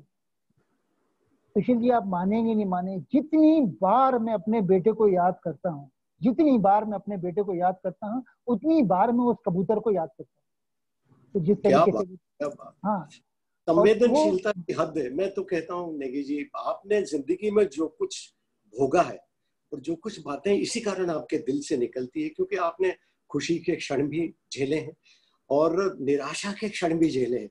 और मेरे ख्याल से इससे बड़ा दुख कोई हो ही नहीं सकता कि अपने खुद के पुत्र को हम खो दें। मेरे ख्याल से इससे बड़ा दुख, मेरी आंखों में से तो आंसू आ रहे हैं बिल्कुल आपकी बातें सुनकर, कि कैसे आपने इस दुख को सहन किया। और मैं समझता हूँ कि ये कहीं ना कहीं से मानसिक दृढ़ता, या शायद वो आपको प्रेरित कर रहे होंगे कि जीवन में कुछ अच्छा करो। मैं गया कोई बात नहीं, लेकिन कुछ जीवन में ऐसा करो कि आप अपने कदमों के निशान छोड़ सको। मैं समझता हूँ ईश्वर आपको इस योग्य बनाए, इस योग्य आप हैं ही, लेकिन और भी ज्यादा बनाए। और हम सब चाहते हैं कि आपको जीवन में कोई ऐसी राह मिले जहां से आपको इस दुख से, इस पीड़ा से राहत मिले। सर, ये जो अपना बेटे का दर्द है ये इतना ज्यादा और इतना वो रहता है, खासकर हम जो हमारे देश के लोग हैं वो उस दर्द को ज्यादा समझते हैं, क्योंकि फॉरेन में तो वो जब 17-18 साल का होता है तो उसको बाहर भेज देते हैं, लेकिन हमारे मुल्क में हमारे जो बच्चे होते हैं वो हमारे सब कुछ होते हैं। मुझे याद है मैं ऑफिस में था उस दिन, वो फोन आया कि आपके बेटे का एक्सीडेंट हो गया है। तो हम लोग जब मैं घर में आ रहा था तो मैं भगवान से यही प्रार्थना कर रहा था कि मेरे बेटे को उसकी टांग टूट जाए, उसका हाथ टूट जाए, कुछ भी हो जाए, लेकिन उसकी जान को कुछ नहीं हो। तो मालूम पड़ा कि वो मोटरसाइकिल लेके जा रहा था और वो एक डिवाइडर से जाके टकरा गया। और उसके बाद में वहां पर वो नीचे था और बॉम्बे में कोई उसको उठा के हॉस्पिटल भी लेके नहीं गया। और जिस दिन उसकी 13वीं थी उस दिन यशराज फिल्म्स के लोग मेरे पास में आए, हमारे पास में, और उन्होंने कहा कि वो एक पिक्चर बनाना चाहते हैं जिसका नाम है चक दे इंडिया। और वो चाह रहे थे कि मैं उसमें ऑन बोर्ड आऊं। जब ये हादसा हुआ था तब मुझे एक सपना याद आता है, अगर आप चाहें तो मैं शेयर करूं। जी जी, कहिए कहिए जी। वो है कि जब ये 3-4 दिन जब है ना ये हादसा हुआ, उसके बाद में मुझे एक सपना आया कि हम लोग है ना ऐसे ब्रह्मांड में कहीं पे जा रहे हैं और वहां पर छोटे छोटे एंजल्स जो हैं, है ना, वो आसमान में ऐसे विचरण कर रहे हैं और हर एक के हाथ में एक मोमबत्ती है, और उस मोमबत्ती से जो उजाला पैदा हो रहा है उससे वो पूरा ब्रह्मांड जो है वो उदीयमान हो रहा है। मैं जब नजदीक गया तो मैंने देखा कि वहां पर मेरा बेटा भी था और उसकी जो मोमबत्ती थी वो बुझी हुई थी। मैंने उसके पास जाके पूछा, अभिरंजन तुम्हारी ये मोमबत्ती बुझी क्यों है? तो उसने कहा, पापा ये मेरे सब बहुत अच्छे दोस्त हैं पापा, कभी मोमबत्ती बुझती है ना तो ये लोग फिर से उसको जला देते हैं, लेकिन आप और मम्मी इतना रोते हो, ये मोमबत्ती जो है ये फिर से बुझ जाती है, आप भगवान के लिए मत रोए। हम लोगों ने अपने बेटे के याद में एक फाउंडेशन बनाया, अभी फाउंडेशन, जहाँ पर खेल के माध्यम से हम लोगों के अंदर लाइफ स्किल्स डेवलप करते हैं, उनको हिम्मत देने की कोशिश करते हैं। और हमारी टीम जो है वहाँ पर, हमारी बहुत सारी एकेडमीज चली वहाँ पर, जब मैं था वहाँ पर 7-8 साल हम लोगों ने एक वहाँ के जो स्ट्रीट चिल्ड्रन हैं बॉम्बे के, उनकी हम लोगों ने टीम बना के मुंबई हॉकी लीग में खेली। मेरा एक लड़का जो है वो जूनियर इंडिया में खेला, ही रिप्रेजेंटेड जूनियर इंडिया। हाँ, एक लड़का जो है वो ओलंपिक्स में खेला। तो मैं अपने बेटे को हमेशा याद करता हूँ और देखता होगा ऊपर से, और मैं उसके लिए सिर्फ इतना कहता हूँ कि साथ छूट जाने से रिश्ते नहीं टूटा करते, वक्त की धुन में लम्हे नहीं टूटा करते, कौन कहता है मेरा सपना टूट गया, नींद टूटी है सपने कभी टूटा नहीं करते। बिल्कुल बिल्कुल, गजब की बात है। और आपकी हर बात दिल को ऐसे छू जाती है, दिल के तार बिल्कुल हिला देती है। और मैं समझता हूँ कि आज का जो आपसे प्रश्नोत्तर का जो सिलसिला है, इसने जीवन के कई क्षेत्रों को एक तरह से खोल कर रख दिया और दिल में एक पवित्र भाव लेकर आज हम यहाँ से जा रहे हैं। जितने भी लोग सुन रहे हैं, एक बहुत ही पवित्रता का भाव मेरे मन में भी है और मुझे विश्वास है कि जितने भी लोग इस सुन रहे हैं। देखिए, कई हमारे सदस्य हैं जो आपसे बातचीत करना चाहते हैं और आपसे प्रश्नोत्तर करना चाहेंगे। उनके नाम में एक एक करके पुकारता हूँ। कुछ नाम है, जैसे एक नीलेश वेद आपसे बातचीत करना चाहते। नीलेश वेद आज नहीं है, he could not join। अच्छा, दूसरा नाम है नितिन डफरिया, वो बातचीत करें।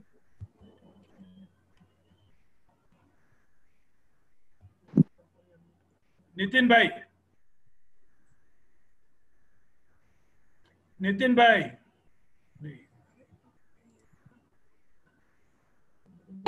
हेलो हेलो, हाँ सुन पा रहे हैं हम। Hear me? नमस्कार, नमस्कार नेगी साहब, नमस्कार सुशील दोषी साहब। मैं अपने आप को बड़ा सौभाग्यशाली समझता हूँ कि एक दो व्यक्तित्व ऐसे हैं, एक नेगी साहब जिन्होंने खेल के मैदान में देश और विदेश का नाम ऊंचा किया है, और एक ऐसे व्यक्ति सुशील दोषी साहब जिन्होंने खेल के मैदान के बाहर कमेंट्री के द्वारा इस देश और विदेश का नाम ऊंचा किया है। नेगी साहब, 1982 में जब आपका एशियाड हो रहा था तब इंदौर में टीवी आया ही था और मैं मंदसौर में उसमें निवास करता था, और मैं उस हॉकी का फाइनल मैच देखने के लिए स्पेशली मंदसौर से इंदौर आया था, और 4 इंच के ब्लैक एंड व्हाइट टीवी पे मैंने आपका मैच देखा था। अरे बाप रे। मैच काफी अच्छा था, लेकिन मैच के बाद मैंने एक ही बात बोली थी कि every day is not your day, और वो दिन शायद हिंदुस्तान का नहीं था, इंडियन हॉकी का नहीं था। लेकिन ये भी सच है कि nothing is impossible in life, और आपकी आज स्टोरी इतनी अच्छी थी और आपने जो बताया और आपने जो बात बोली है, मैं उससे बहुत ज्यादा मोटिवेट हुआ हूँ, और मुझे बहुत अच्छा लगा है कि जिंदगी में आदमी में यदि डिटर्मिनेशन हो तो वो कुछ भी कर सकता है। मेरा छोटा सा सवाल आपसे ये है कि एशियाड तक आपका फेज 1 था, एशियाड के बाद आपकी लाइफ का फेज 2 चालू हुआ। ऐसा कौन, आपने हालांकि बहुत सारी चीजें बताई है, लेकिन ऐसा क्या चीज रही जो आपको फेज 2 में, जिसने आपको यू टर्न किया या आपकी लाइफ को पूरा चेंज किया और आपको वापस से एक ऐसे स्थान पर लाकर खड़ा किया जिसको आपको और आपकी पत्नी को उसकी इच्छा थी और देशवासी आपको इस लायक देखना चाहते थे? नितिन जी, ये भी बहुत अच्छा क्वेश्चन पूछा आपने। मेरे ख्याल से ना, मेरी पूरी जर्नी का सार है उस बात में कि जब भी जिंदगी में कुछ बुरा होता है आपके साथ में, है ना, तो हम अपने आप को दोष देते हैं, है ना, कुछ भी रहा तो या वो मेरे बेटे का एक्सीडेंट रहा, मैंने उसको मोटरसाइकिल दे दी, या मैं हारा तो मैं उस दिन, है ना, वहां पर हाफ टाइम के बाद में मुझे बाहर आ जाना चाहिए था, नहीं खेलना चाहिए था, चाहे मेरे को कोच कितना भी बोल रहा, लेकिन वो सारी बातें डिफरेंट है। सबसे पहली बात है कि आदमी जो है वो ये सोचता है कि मैंने गलती नहीं की। सेल्फ अपने आप को ब्लेम करना जो है ना, वो उससे बचना चाहिए। हम बहुत बार इस तरीके से भटक जाते हैं, जो सेल्फ ब्लेमिंग गेम है ना, उससे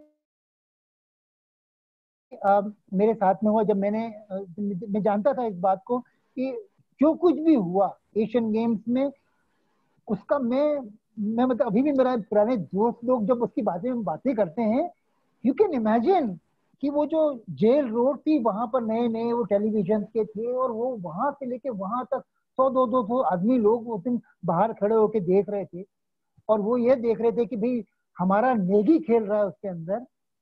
and what must have gone in their mind, जो आदमी ने 100 रुपए का टिकट उस जमाने में 1000 रुपए का लिया होगा, उसके दिल पे क्या बीती होगी। तो ये सब बातें जब मैं सोचता हूँ तो मुझे लगता है कि नहीं यार, मुझे कैसे भी करके, कैसे भी करके वापसी तो लेके आनी है। और फिर देन यू कीप वर्किंग। और खेल के मैदान की ताकत को, जैसा मैंने कहा आपको पहले भी, वो अमेजिंग है। वो आपके अंदर एक फाइट बैक का जज्बा अपने आप भरती है। और इसीलिए मैं चाहता हूँ कि जो भी लोग हैं वो कुछ ना कुछ क्रिएटिव इस तरीके से करें। तो ऊपर वाले का थोड़ा सा आशीर्वाद रहा। मैं ईश्वर को बहुत ज्यादा मानता हूँ, और मैं समझता हूँ कि उसकी मर्जी के बगैर कुछ होता नहीं है। तो जब आप किसी पे विश्वास करते हो तो विश्वास जो है वो हमेशा कारगर से देता है आने वाले समय में। Thank you. अगला सवाल पूछने के लिए हाजिर हो रहे हैं दिनेश डांगी। निरंजन भाई नमस्कार, मैं दिनेश डांगी। हाँ नमस्कार। निरंजन भाई, आपको शायद याद नहीं होगा, 1982 एशियाड के बाद जब आप वापस इंदौर आए थे, उस समय मेरी उम्र मात्र 10 साल थी और मेरी आपसे मुलाकात हुई थी नेहरू स्टेडियम में। और उस समय आपसे मैंने एक चीज पूछी थी कि सर भाई साहब क्या हुआ ऐसा कि आप कैसे इस चीज को एनालाइज करते हैं। तो आपने उस समय बोला था कि जिन लोगों को कुछ भी नहीं आता वो भी ये बोलते थे कि यार निरंजन तुमको ऐसे नहीं वैसे खेलना चाहिए। तो ये बात मेरे को आपकी आज भी याद है उस समय की। सर निरंजन भाई, एक सवाल मैं छोटा सा ये पूछना चाहूंगा कि ये जो आपका असफलता जो 1982 की थी और उसके बाद जो बदनामी का जो सारा ये पूरा एक एपिसोड रहा, पूरा एक 15-16 साल का जैसा आपने बताया है, इससे किस तरह से आपने बाउंस बैक किया और आपका प्रेरणा स्रोत उस दौरान कौन रहा? सबसे पहली बात तो यह है कि ना, जब कभी आपके साथ में बुरा होता है तो you require a support system. वो सपोर्ट सिस्टम हो सकता है आपकी फैमिली हो, है ना, हो सकता है आपके कुछ ऐसे फ्रेंड्स हो, क्लोज फ्रेंड्स हो, जो आप कभी कभी गर्द में गिरे तो आपको पकड़ने के लिए, आपको संभालने के लिए आपके साथ में मजबूती से खड़े रहें, है ना। और वो सपोर्ट सिस्टम हमको शुरू से डेवलप करना चाहिए। मुझे लगता है हम सभी को, ऐसा कोई आदमी नहीं है, मतलब कोई आदमी नहीं है जो मुश्किलों के दौरों से नहीं गुजरता। लेकिन अगर आपके पास में एक बहुत अच्छा सपोर्ट सिस्टम रहेगा तो आपको जिंदगी में प्रॉब्लम नहीं आएगी। अच्छे दोस्त आपके जीवन में आपको हर मुश्किलों से बाहर लाने में बहुत मदद करते हैं, और मेरे साथ में भी वैसे ही हुआ। मेरे परिवार के लोग वो मेरे साथ में खड़े रहे, मेरी धर्मपत्नी मेरे साथ में खड़े रही। मेरे डिपार्टमेंट के भी कई लोग ऐसे थे जो बहुत शिद्दत के साथ में, बहुत ईमानदारी के साथ में, मेरे दुख में सुख में हर जगह वो लोग खड़े रहे। तो आज मैं जो कुछ भी हूँ उसमें उन लोगों का बहुत बड़ा हाथ, उन लोगों का सबका बहुत बड़ा हाथ। जिंदगी के पूरी एक रोलर कोस्टर राइड रही मेरी। रोलर कोस्टर मतलब really roller coaster ride. In fact अभी भी मैं एक बहुत बड़े तूफान के अंदर से गुजर रहा हूँ, जिसकी बात हम लोग आज से 10-15 साल बाद करेंगे।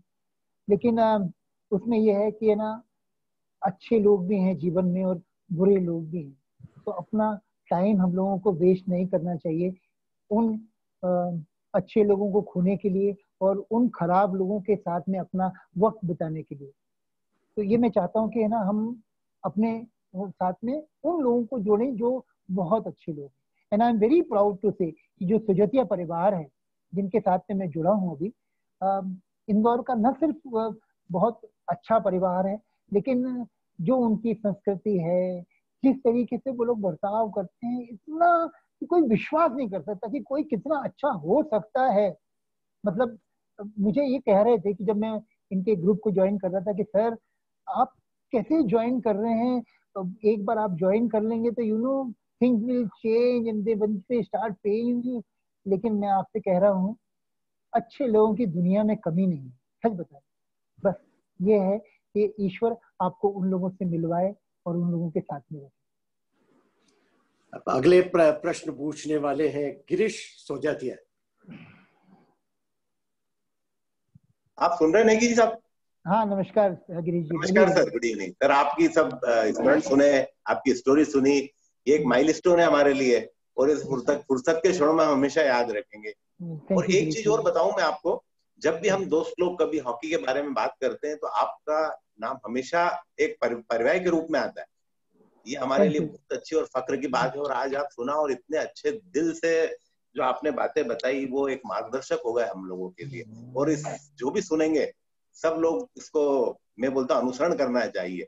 सर, एक आज जो अभी प्रेजेंट सिनेरियो चल रहा है पूरे वर्ल्ड में, पूरे विश्व में, जो कोविड-19 के, उसके बारे में आपसे एक क्वेश्चन पूछना था कि कोविड-19 के बाद अर्थव्यवस्था को आप किस तरह से देखते हैं और ये वापस बाउंस कैसे कर सकेंगे इसको, इस बारे में थोड़ी सी राय जानना है आपकी। वैसे तो मैं कोई इकोनॉमिस्ट नहीं हूँ, लेकिन मैं ये समझ रहा हूँ कि न सिर्फ हमारा देश, पूरा विश्व जो है इस समय एक इकोनॉमिक क्राइसिस में से गुजर रहा है ना। और अगर ये कहा जाए कि मैं एक हॉकी प्लेयर हूँ, तो मैं अपने बहुत ओपनली ये बताना चाहूँगा कि चाइना के साथ में पूरी दुनिया जो है वो बिल्कुल खफा है। जिस तरीके से सारा का सारा हुआ, उसको दोष दिया नहीं किया, लेकिन जो मेजर कंट्रीज हैं वो चाहते हैं कि वहां से बिजनेस जो है वो और कहीं पे डाइवर्ट किया जाए। They don't want to do business with it. और उसके लिए वहां की जो बहुत सारी कंपनीज हैं वो अपना इन्वेस्टमेंट और जो अपना प्रोडक्शन है वो दूसरे जो कंट्रीज हैं, खासकर इंडिया में जहाँ पर जो इंग्लिश स्पीकिंग लोग हैं वहां पर ट्रांसफर करने का सोच रहे हैं। ये हम लोगों के लिए एक बहुत अच्छा मौका है अगर हम इसको यूज कर सके।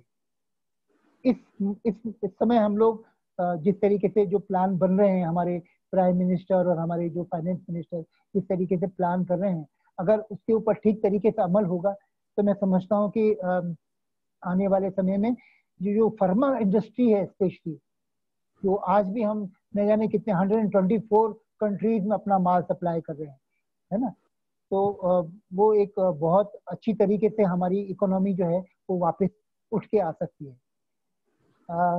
जो अमेरिकन प्रेसिडेंट हैं डोनाल्ड ट्रम्प, जो शिंजो आबे हैं जापान के, वो सारे के सारे जो लोग हैं वो इस बात को समझने लगे हैं कि they have to look out for different destinations, greener pasture जिसे कहते हैं।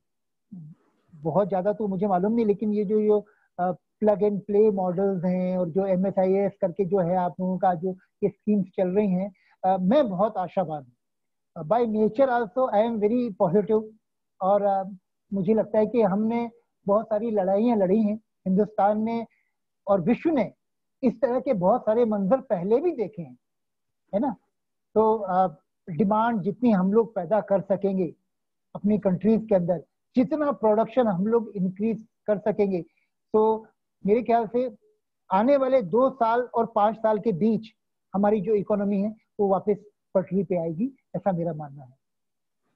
चलो, इस शुभ संकेत के साथ अगला प्रश्न पूछने के लिए मैं आमंत्रित करता हूं सतीश जैन को।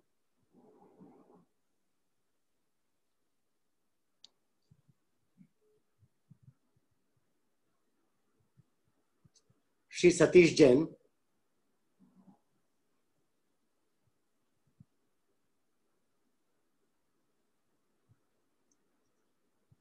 सतीश जैन।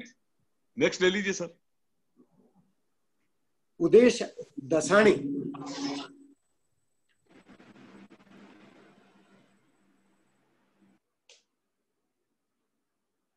मिस्टर उदेश दसाणी, अगर उपस्थित हो तो प्लीज अपना प्रश्न पूछ लीजिए।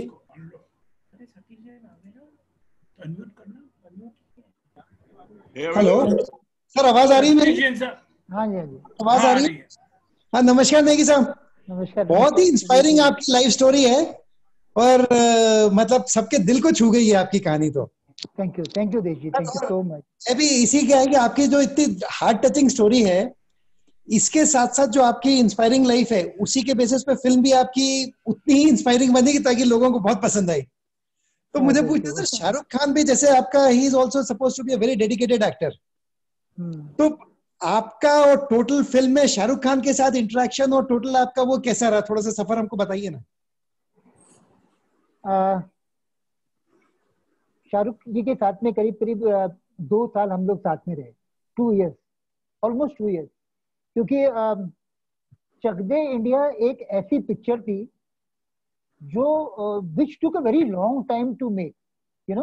अगर ध्यान से देखेंगे तो कोई भी मूवी जो है वो 3 महीने में कंप्लीट हो जाती है। 3 महीने से ज्यादा नहीं लगता कोई भी मूवी को बनाने में। लेकिन ये ऐसी मूवी थी जिसमें 6 महीने तो वो उनका ट्रेनिंग चालू रहा। फिर उसके बाद में है ना, मेरे बेटे का प्रॉब्लम हो गया तो उन्होंने फिर वो जो था वो उसको नहीं किया। लेकिन इस दौरान जितनी बार शाहरुख जी मिले, I was quite amazed to see his जो उनका जो करंट उनके आसपास आता है, जो पावर वो जनरेट करते हैं, वो देखने लायक है। वो भी एक हम्बल बैकग्राउंड से आए और कुछ तो रहा होगा उनके अंदर, या कुछ रहा है ऐसा जो उनको सबसे अलग बनाता है। तो जब मैं उनसे मिला तो हम लोगों ने ना कई सीन्स के बारे में उनसे डिस्कस किया कि भैया ऐसा करेंगे, ऐसा करेंगे। लेकिन वो कैरेक्टर के अंदर जिस तरीके से घुसते हैं वो अमेजिंग है। तो वो 4-4, 5-5 पेज के डायलॉग बिना रिटेक के, है ना, बिना रिटेक के 10, 15, 20 मिनट में बिल्कुल याद कर लेते हैं। और जब वो शूटिंग होती है उसमें उनका जो हेड मूवमेंट है वो भी इधर उधर नहीं होता। मतलब उनको अगर किसी को देखने का है डायलॉग के बाद में, फिर डायलॉग के बाद में इसको देखने का है, वो तक चेंज नहीं होता। ही सो गुड, सो गुड। और वो जिस तरह से कैरेक्टर में जाते हैं, एक सीन था, मुझे याद है कि हम लोगों ने बोला कि वो स्क्रिप्ट मुझे दी गई थी जब हम लोगों ने बैठ के सब सारी की सारी स्क्रिप्ट बनने के बाद में, तो उस स्क्रिप्ट को हम लोगों ने कम से कम 50 से 100 बार पढ़ा होगा। उसके बावजूद भी एक डायलॉग है कि है ना, कोई भी खिलाड़ी अपने पास में बॉल जो है वो 10 सेकंड से ज्यादा नहीं रखेगा। ये एक स्क्रिप्ट में जयदीप साहनी ने लिखा था, 10 सेकंड से ज्यादा नहीं रखेगा। अब मैंने भी ध्यान नहीं दिया, यू नो।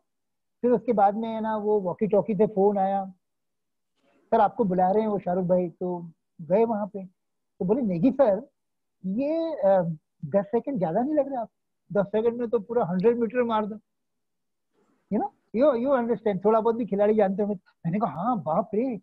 तो फिर वो बोलते हैं 1, 2, 3, 5 सेकंड से ज्यादा कोई अपने पास में बॉल नहीं रखेगा। मतलब 5 सेकंड, और 5 उन्होंने करके दिखाया। कहते कैसे अच्छा लगेगा, विजुअली कैसा लगेगा। और ऐसे हजारों किस्से उनके साथ में, हमारे साथ में हुए, जहां पर उन्होंने मेरे सीन्स को इम्प्रोवाइज किया।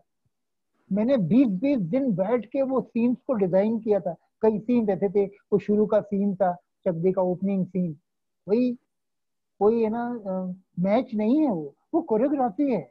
प्लीज अंडरस्टैंड, उस कोरियोग्राफी को पूरा इमेजिन करके हम लोगों ने वो सीन बनाए थे। और उसके बाद में the way he transform the entire sequences, वो गजब था। एक डांस का प्रोग्राम किया मैंने, Jhalak Dikhhla Jaa, I was there in the show, और उसमें उन्होंने बाइट भी दी थी, ये कह के कि है ना, अगर हम हॉकी खेल सकते तो मे बी सर डांस क्यों नहीं कर सकते। और वो जो उनकी बाइट थी वो इतनी पावरफुल थी कि पूरा मेरा जो पूरा का पूरा ग्राफ था वो बहुत ऊपर गया। हाँ बिल्कुल, झलक दिखला जा में जो आपने फुटवर्क दिखाया, देखिए हॉकी खेल में तो आप फुटवर्क दिखाते हैं, लेकिन झलक दिखला जा में नृत्य करते वक्त जो आपने फुटवर्क का प्रदर्शन किया वो गजब का था। और मैं मानता हूं कि हॉकी की कला के कारण ही वो डांस की कला भी आप जल्दी सीख गए। तो मैं अगला प्रश्न आमंत्रित करता हूँ शीतल डागरिया से। जी शीतल डागरिया।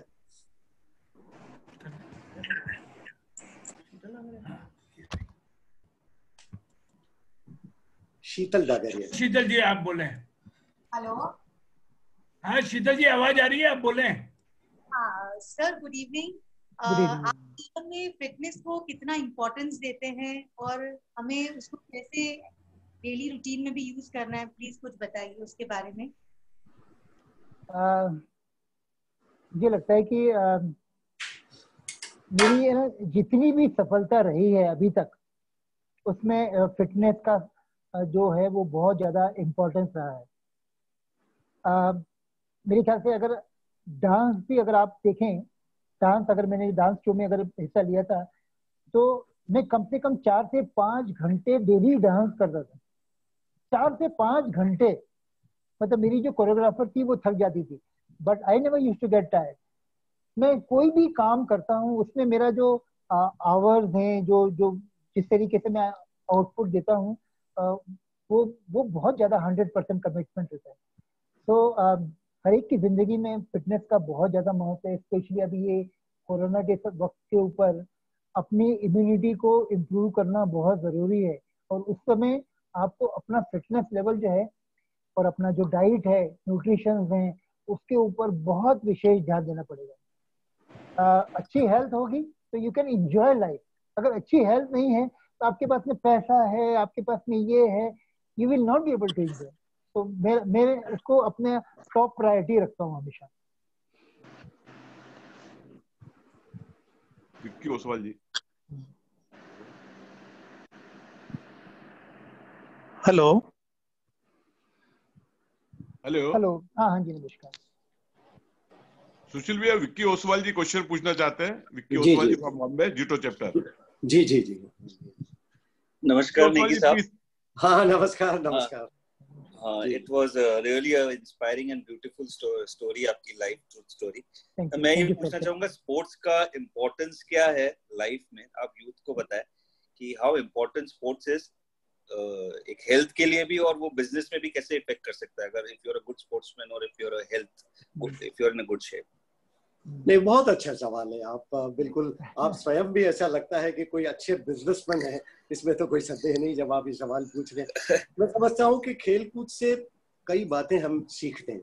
एक तो ये कि विपरीत परिस्थितियों में आप किस तरह से अपने आप को संभालते हैं। जब पासा आपके खिलाफ बैठ रहा है तब आप अपने आप को संतुलित कैसे करते हैं और नैतिकता के साथ आगे कैसे बढ़ते हैं। देखिए आज जमाने में हम देख रहे हैं कि सब कुछ है, लेकिन नैतिकता के मामले में हम पिछड़ते जा रहे हैं। नैतिकता पता नहीं कहाँ खो गई, जो कि भारत की प्रमुख विशेषता होती रही थी। आज जबान की कद्र नहीं रह गई, लेकिन जब खेल खेलते हैं ना तो इस जबान की, नैतिकता की, ऊंच नीच की बड़ी कद्र होती है और टीम वर्क की बड़ी कद्र होती है कि सब मिलकर एक काम को कैसे अंजाम दें। तो बिजनेस भी जब आप करते हैं तो सब लोग साथ मिलकर एक इकाई की तरह जुटकर एक बड़ी टीम बनाते हैं। मैं हमेशा कमेंट्री जब करता हूँ ना तब ये कहता रहता हूँ कि 11 मामूली खिलाड़ी मिलकर भी एक महान टीम की रचना कर देते हैं, और कई बार 11 महान खिलाड़ी भी मिलकर एक बहुत ही मामूली टीम बना देते हैं। तो ये दोनों बातें सच हैं। तो हमें खेलकूद से जो प्रेरणा मिलती है वो ये मिलती है कि एक टीम वर्क के साथ एक राष्ट्र को एक इकाई की तरह बनाकर हम नैतिकता के साथ आगे बढ़ें, और जीवन में नैतिकता के साथ आगे बढ़ेंगे तो पीस ऑफ माइंड जिसे कहते हैं दिमागी संतुलन, दिमागी शांति, ये आपको मिलेगी और असली खुशी का इजहार आपके चेहरों से होने लगेगा। और जीवन में खुशी और शांति ये दो बहुत जरूरी है। पैसा तो खैर बहुत जरूरी है, लेकिन पैसे के साथ अगर शांति और हैप्पीनेस ये दोनों चीजें भी जुड़ जाएं तो फिर क्या बात, सोने में सुहागा। और इसीलिए मैं कहता हूं कि खेलों की तरफ ध्यान जरूर देना चाहिए। जिस तरह आदमी को एक मकान अपनी जिंदगी में जरूर बनाना चाहिए, क्योंकि इससे आप अलग अलग तरह के लोगों को, पता नहीं कितने ही तरह के लोगों से मिलते हैं, उसी तरह खेलों को अगर अपने जीवन में उतारेंगे तो हार जीत की कला और जीवन को जिस रूप में वो आ रहा है उसको उस तरह से लेने की कला में आप बहुत ही पारंगत हो जाएंगे।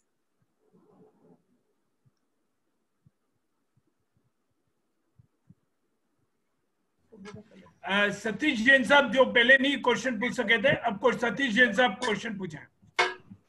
नमस्कार नेगी साहब। नमस्कार सर। नमस्कार सतीश जी। आप इतनी साफ गोई से जवाब देते हैं, बहुत बहुत साधुवाद आपको। Thank you. मैं प्रश्न पूछना चाहूँ कि आपके जीवन के किस पहलू से प्रेरित होकर के जीवन के ऊपर ये फिल्म बनाई है? ये भी आपके रमेश जैन को बुलाना है ना, आपको ध्यान रखना होगा। लास्ट में हो तो ठीक है। चक दे इंडिया की कहानी के बारे में कहते हैं कि एक बार कॉमनवेल्थ गेम्स में इंडिया ने गोल्ड मेडल जीता और पूरे न्यूज़पेपर में पूरी क्रिकेट की न्यूज़ थी। सॉरी सुशील जी। पूरा न्यूज़पेपर जो था वो क्रिकेट की न्यूज़ से भरा हुआ था और एक छोटा सा कॉलम में ये लिखा था कि Indian women hockey team one Commonwealth games gold medal. तो जिस इंसान ने इसको देखा उसने ये सोचा कि मैं हॉकी के लिए कुछ करना चाहिए, लेकिन हॉकी में पैसा नहीं है। तो उसने अपने दोस्तों से बात की, वो लोग लिंटास में काम करता था, बहुत बड़ी बड़ी कंपनी में काम करता था। उसको किसी ने 10,000 रुपये नहीं दिया। उसने कहा ठीक है, मैं एक ऐसी मूवी बनाऊंगा कि हॉकी में जिससे उछाल आएगा, और वो स्पेशली वुमेन हॉकी में। तो उसका नाम था जयदीप साहनी। वो गया वहां पे बेंगलोर में, जहाँ लड़कियों की हॉकी टीम जो थी वो तैयारी कर रही थी किसी टूर्नामेंट की, और वो वहां पर एक डॉक्टर का कजिन वजिन बन के वहां रहा।